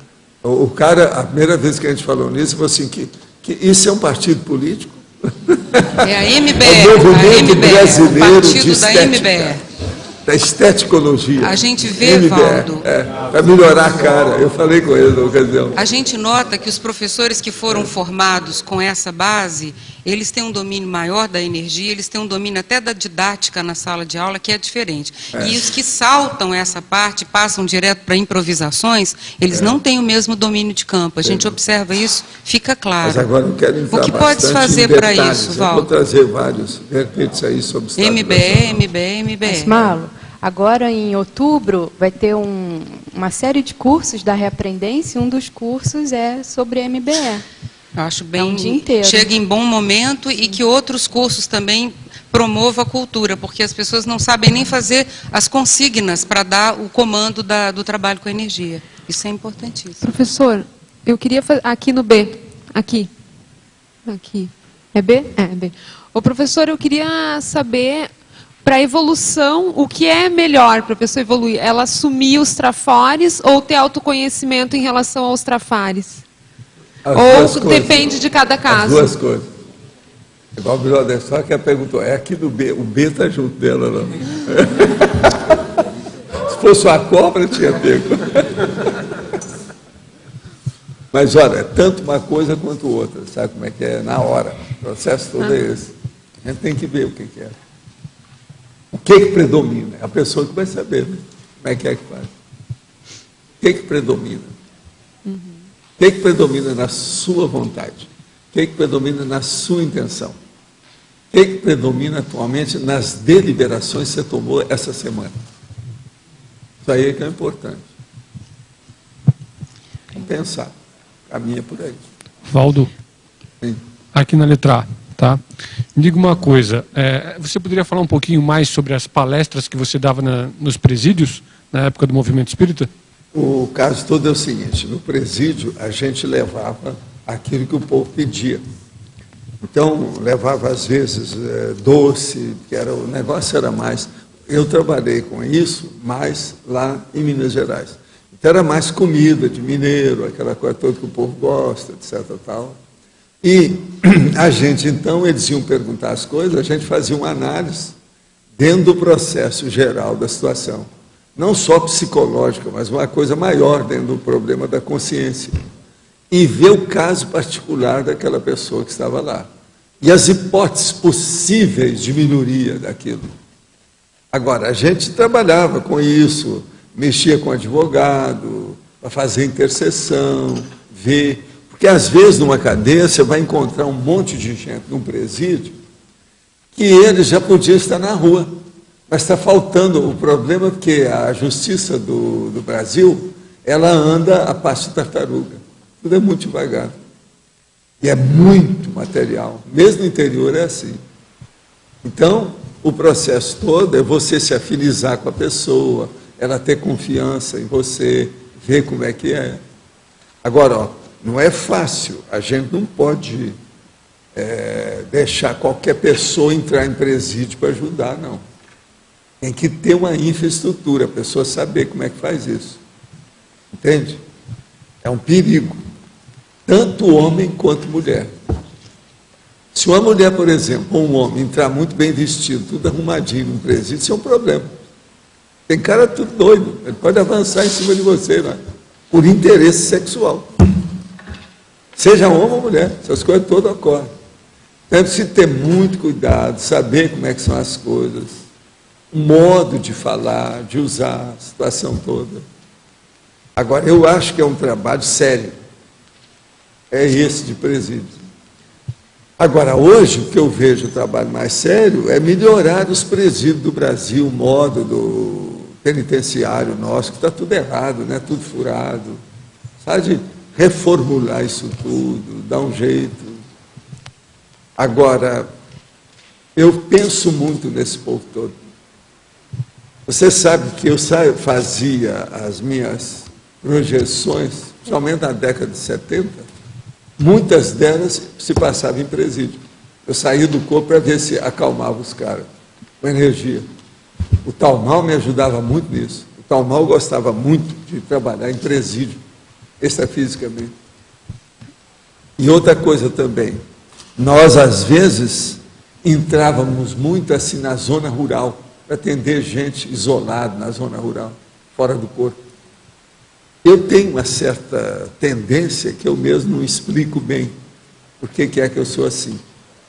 Por exemplo, eu gosto de pensar no processo da mata, do mato, você está entendendo? Da floresta, o meio do mato, aquelas coisas todas, quem vive ali, por que é, de que modo que é.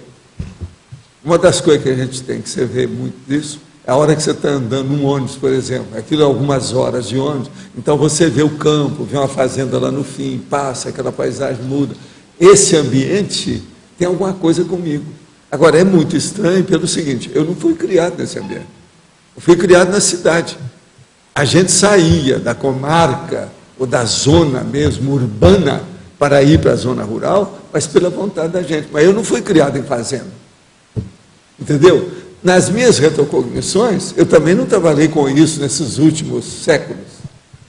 Então, eu não sei bem o processo, como é que é.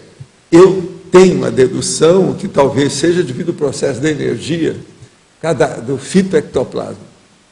É por isso que eu tinha esse contato com os processos de efeito físico, Casa do Cinza, o Talmal, o problema da Rose Garden, que aí explica uma situação dessa, que é a minha afinidade com esse processo. Agora, por exemplo, eu já tive muito contato assim com gente que já cuidou de bicho, essa coisa toda que eu estou falando, extrafisicamente, com CIEX. Mas eu não sei bem explicar isso. É como se, por exemplo, aquilo me sensibilizasse. Você está entendendo? Naturalmente. Agora, por exemplo, há umas coisas também estranhas, né? Eu, às vezes, saía do corpo e começava a fazer a volitação no meio da floresta espessa. Aqui mesmo eu já fiz experiência nisso. E não foi nessa aqui, não, foi na floresta grandona. Às vezes, quando eu vou lá no Cataratas, lá no hotel, eu fico pensando. Agora mesmo, eu estava pensando quando nós viemos de noite. É melancólico aquilo que você vê, às vezes, só uma raposinha toda despelada no meio, mais nada. E aquilo sem nenhum carro. Lá são 10 quilômetros, você não vê nada. Até a entrada do parque, até chegar no hotel, são 10 quilômetros. Você vai com 10 quilômetros e volta com 10 quilômetros. Então, aquilo ali, por exemplo, me dá esse processo. Como se eu precisasse de ajudar. Ali está cheio de vida. Uma mata é um viveiro. Está cheio de vidas, cheio de problemas. Agora, uma coisa ou outra séria também que eu tenho. Por exemplo, na hipnagogia, se eu começar a entrar na hipnagogia, começa a aparecer as coisas, a primeira coisa que começa a aparecer é como se fosse grama, gramado e coisa verde. Devido ao processo que a hipnagogia tem a tendência de repetir as coisas, você sabe como é que é? Então, comigo, sempre acaba numa mata. Se eu fixar, eu acabo indo para uma mata. Você está entendendo como é que é? Agora, ali, eu procuro ter contato com aquilo tudo, árvores, tudo isso. Agora, o que eu fazia? Eu saía de um lugar e andava 1 quilômetro no meio da mata fechada, lá dentro, como se eu estivesse fazendo a volitação, que você pode fazer. Você está consciente, não tem nada ali, é como assim projetada. Agora, isso é outro tipo de volitação. Você adquire outro tipo de ectoplasma, de energia. Você está entendendo? Isso eu nunca vi ninguém falar nada em livro, nem nada. Agora, eu fiz isso muito quando eu ia para Itacoatiara. Entende? Eu chegava lá e fazia na mata grande lá, do Morro das Andorinhas, aquela coisa toda. Aqui, eu sempre fiz, principalmente quando eu vinha ficar nos hotéis, etc. Tal. Agora, há uns processos aí que precisa ser mais, esclarecer mais. Eu desejaria saber mais sobre o assunto. Eu ainda não sei. Professor. Mas eu tenho uma certa relação com isso, séria. Mas você não fala de uma existência sua que tinha uma coisa na clareira, que mexia com as plantas lá dentro daquela clareira? Sim. Pois é, mas isso eu sei, mas veja, mas isso não explica ainda. Por que é que eu tenho processo com mata, floresta, etc. Ainda não é isso. Ainda não é isso. Eu sei dessa história. Por exemplo, ali, das plantas. Os arbustos que nós usávamos, a maioria eram arbustos, e alguns eram perenes. Você está entendendo? Que durava tudo, até no inverno, aquela coisa toda. E tudo era da Europa, eu sei. Mas não é bem o processo. Outra coisa, eu plantava, às vezes, canteiros enormes. Você está entendendo? Canteiros assim de 30, 50 metros, da mesmo tipo de planta. Uma das plantas que eu plantava era perene. Agora, veja, eu quis procurar isso. Livros, Europa, Estados Unidos, Oriente, nunca achei o processo da planta que eu vi. Não sei o que é que houve com isso. Por isso que um dos nossos amigos me falou lá, um dos amparadores, que fala assim, o povo fica muito preocupado com as raças que estão em extinção. Mas eles esquecem que tem também a opção de planta, que estão em extinção. Que acabaram. Isso é normal, que está indo para outro lugar, que não vai ficar aqui. Você já sabe então, alguma essas coisa? linhas, eu acho que já foram embora. Você sabe alguma coisa da floresta de Broceliande? Não. Na Bretanha? Não. Naquela região? É mais ou menos ali. Mas agora o problema é que, você sabe, eu quando comecei a estudar isso, eu comecei a descobrir aquela bebida lá do Midi. E depois eu fui ver que na Espanha tinha, que é horchata. Entende? Com esse negócio todo. Foi quando eu estava estudando essas coisas. A horchata, por exemplo, deve ter alguma relação com isso. Eu falava demais em horchata. Aí o Wagner Alegrete ficou muito interessado nisso. Quando ele entrou na horchata, ele ficou mais fã do que eu. Eu falei assim, estuda o nosso passado. E é mesmo. Você está entendendo? Eu sabia disso, que a horchata já existia antes. Agora, ela não é bem explicada até hoje, o processo da horchata. E outra coisa, há horchatas e horchatas, elas variam muito, de lugar para lugar. Depende do que é. Na França é uma coisa, na Espanha é outra. Isso varia. Agora, por aí, a gente teria que estudar mais. Eu não sei bem como abordar essas coisas todas até o momento. E eu também não tenho muito tempo, né, de entrar nesses detalhes, mas que me dá vontade, dá. Você está entendendo como é que é? Dá vontade. Agora, o processo é além da botânica. É o problema da parabotânica que está nisso.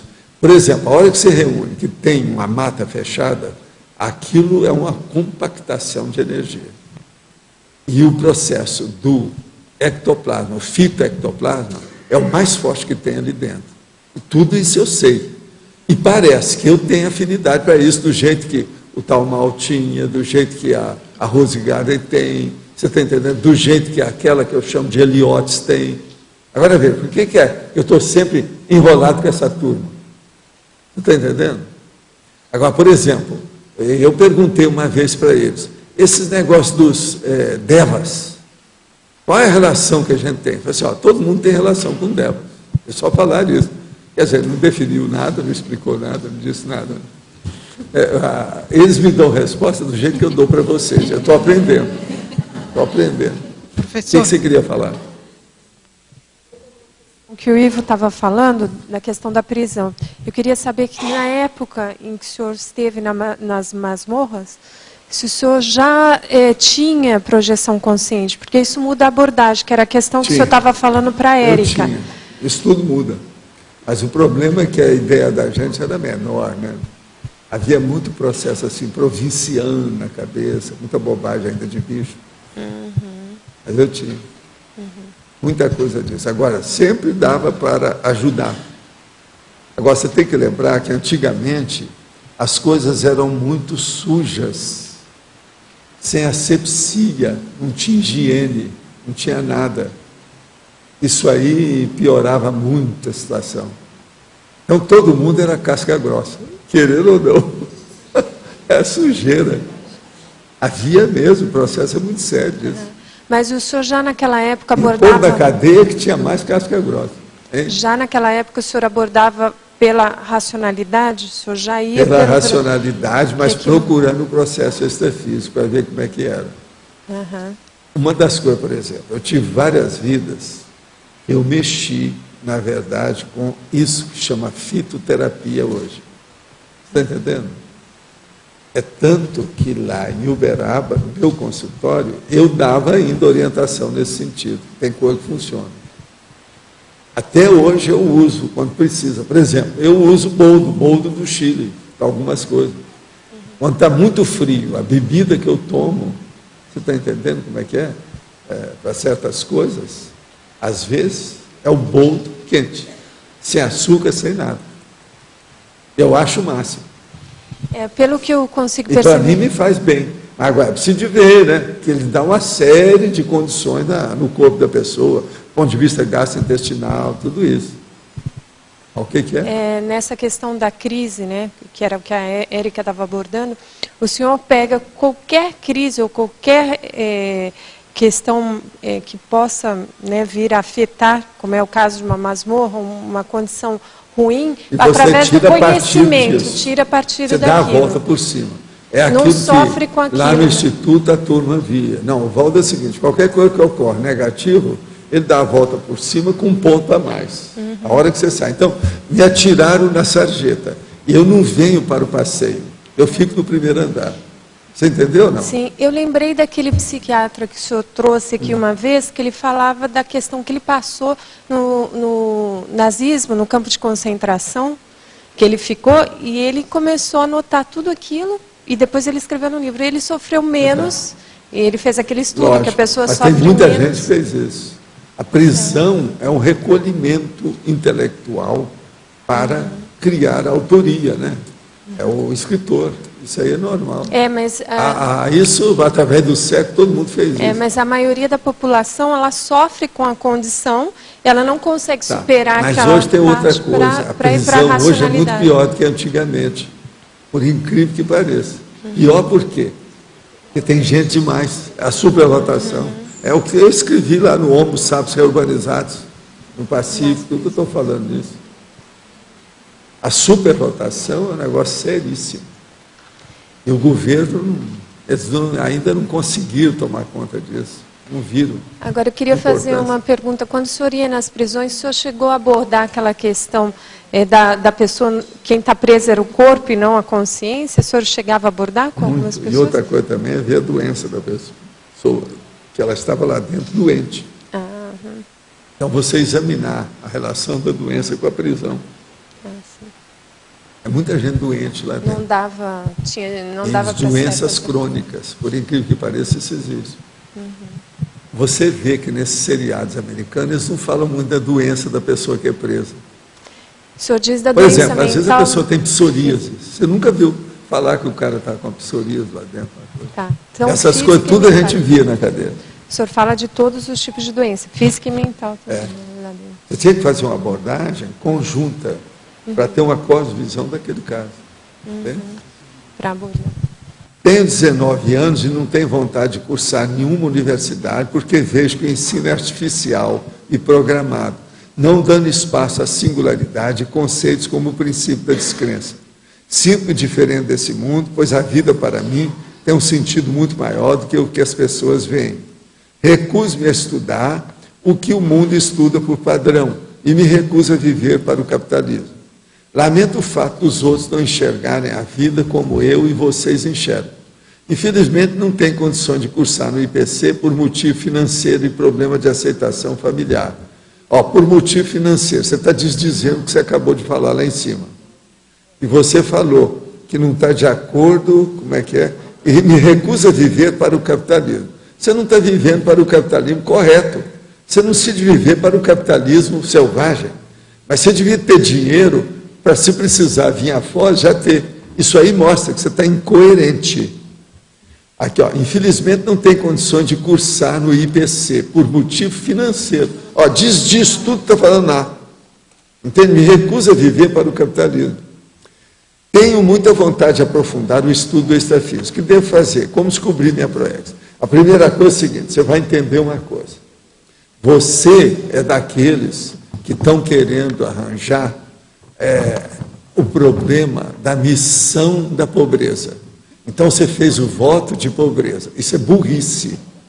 Você tem que arranjar o pé de meia para você ter liberdade de expressar o seu pensamento e não ficar escravo de ninguém, nem de pensamento, nem socialmente, nem econômico, financeiramente. Então a primeira coisa, você deve continuar desancando com o capitalismo selvagem, mas tem que saber viver com dinheiro. Se você não sabe, não adianta nada estar combatendo o capitalismo selvagem, que você está numa condição pior, que esse aqui é o chamado voto de pobreza dos totais supersticiosos e, vamos dizer, totalmente bobocas, que são os crentes, vamos dizer no caso aí, totalmente abilolados com a religião. Então, veja, a superstição, o mito, estão enrolados. Agora, o caso todo é o seguinte, primeira coisa, você acha que eu fiz 2 cursos superiores, além de curso fora do Brasil. Você acha que eu gostava de todas as matérias, que aquilo tudo era bom? Não, eu me adapto, mas estudava tudo. Não me interessa. Eu tenho que saber tudo que tem aí. Você está errado. A primeira coisa sua errada é dizer que você não tem vontade de cursar nenhuma universidade. Você está no buraco, você está errado. Devia de entrar, tem que se adaptar. Como é que você vai ter um diploma? Como é que você vai ter autoridade intelectual sem ter feito curso.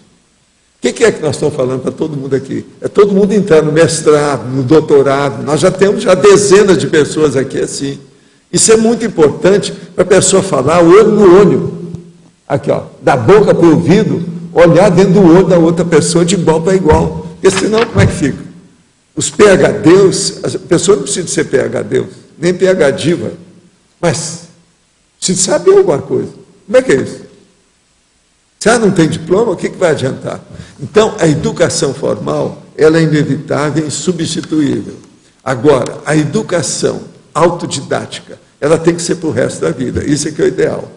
De modo, companheiro, ó, qualquer coisa você aparece aqui que eu vou te dar um banho de loja e arranja todos os seus argumentos que eu vou derrubar esses argumentos. Tudo baseado em fatos. Vem aqui que nós vamos conversar. Ele tem 19 anos. Você pode ser meu bisneto. A gente vai dar um jeito em você. Então, os nossos comerciais, por favor. Obrigado. As pontuações de hoje: 115 assinaturas no livro de presença, 30 perguntas presenciais, 23 perguntas online, 44 votos presenciais e 13 votos online. Hoje teremos os recados do Ivo, Dia de Ação e Saúde e a caminhada Amigos do Coração, a Tamara sobre laboratórios, o Júlio, Semana da Reeducação Consciencial, a Lucimara sobre o Cine Clube e o Rodolfo sobre a conferência online da Apex.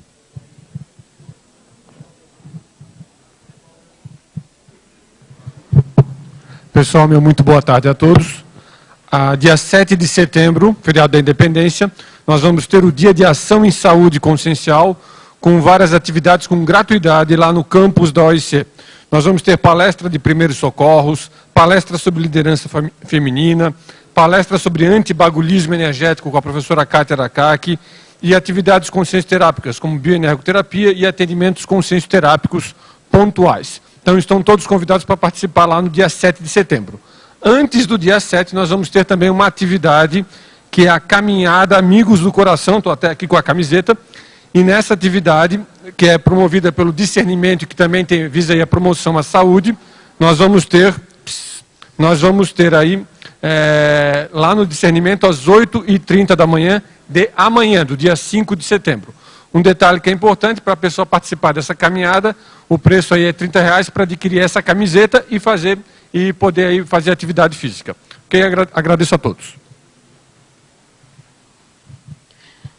Bom dia. Pessoal, eu quero avisar vocês que durante esse mês de setembro, toda a verba adquirida com a aquisição de créditos para experimentos laboratoriais será revertida para a compra de um ar-condicionado para o Laboratório de Imobilidade Física Vigil. E é em vista disso que eu reforço o convite para que todos façam experimentos laboratoriais durante este mês. Muito obrigada. Boa tarde. Eu vim novamente aqui reforçar o convite aqui para a Semana da Reeducação. Ela vai ocorrer do dia 8 ao dia 16 de outubro, com uma programação bastante intensa. Nos dias 11 e 12, inclusive, são feriados. Tem uma das oficinas, que é sobre MBE para professores de Conscienciologia, é justamente um dos temas que foi abordado aqui hoje, para dar subsídios para os professores de Conscienciologia, tanto em atividade como em formação, para como conduzir bem uma MBE, como se portar diante de uma MBE. Então, são várias oportunidades para a pessoa conduzir uma MBE e receber vários feedbacks a respeito dessa MBE. Vale a pena para quem está fazendo a formação docente. Essa é uma das atividades que vão acontecer durante a semana. Vai acontecer no dia 15 de outubro. As outras atividades são qualificação docente, conferência de História da Pedagogia e seminário dos pensadores históricos, curso pré-aula de Conscienciologia, plano de aula, oficina de plano de aula e o curso Descrenciologia como processo de reaprendência. Obrigado.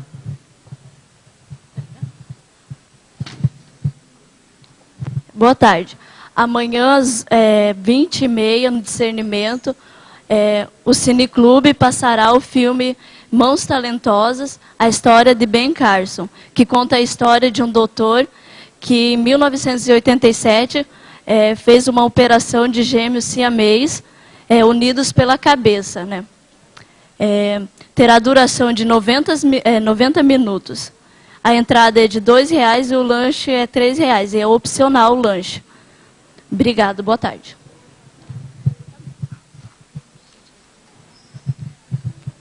Daqui a 1 hora, às 15h30, a Apex fará sua conferência online, que é gratuita, através do site www.apexinternacional.org, com o tema Para-Identidade e Proexis. Alguns tópicos que serão abordados: para-identidade, para-genética, para-procedência, curso intermissivo, traços conscienciais, ideias inatas e técnicas de autoinvestigação. É uma ótima oportunidade também para as pessoas, né, que são teletertulianos participarem também desse evento através dessa ferramenta de conferência online, porque a Apex vai realizar um curso que se chama Introdução à Programação Existencial, que ocorrerá no dia 13 de setembro. Então, as pessoas que estão interessadas nesse curso também podem participar dessa conferência online, que será com a professora Simone Zolê. Ela vai fazer essa conferência e você vai poder conhecer esse ambiente virtual que a Apex oferece. Maiores informações para o curso Introdução à Programação Existencial, através do site www.apexinternacional.org/introdução. Muito obrigado e boa tarde. O verbete eleito para amanhã é Poder da Verdade, eleito com 15 votos. A especialidade Mental Somatologia, a autora Dulce Dal. Obrigado a todos e uma boa tarde.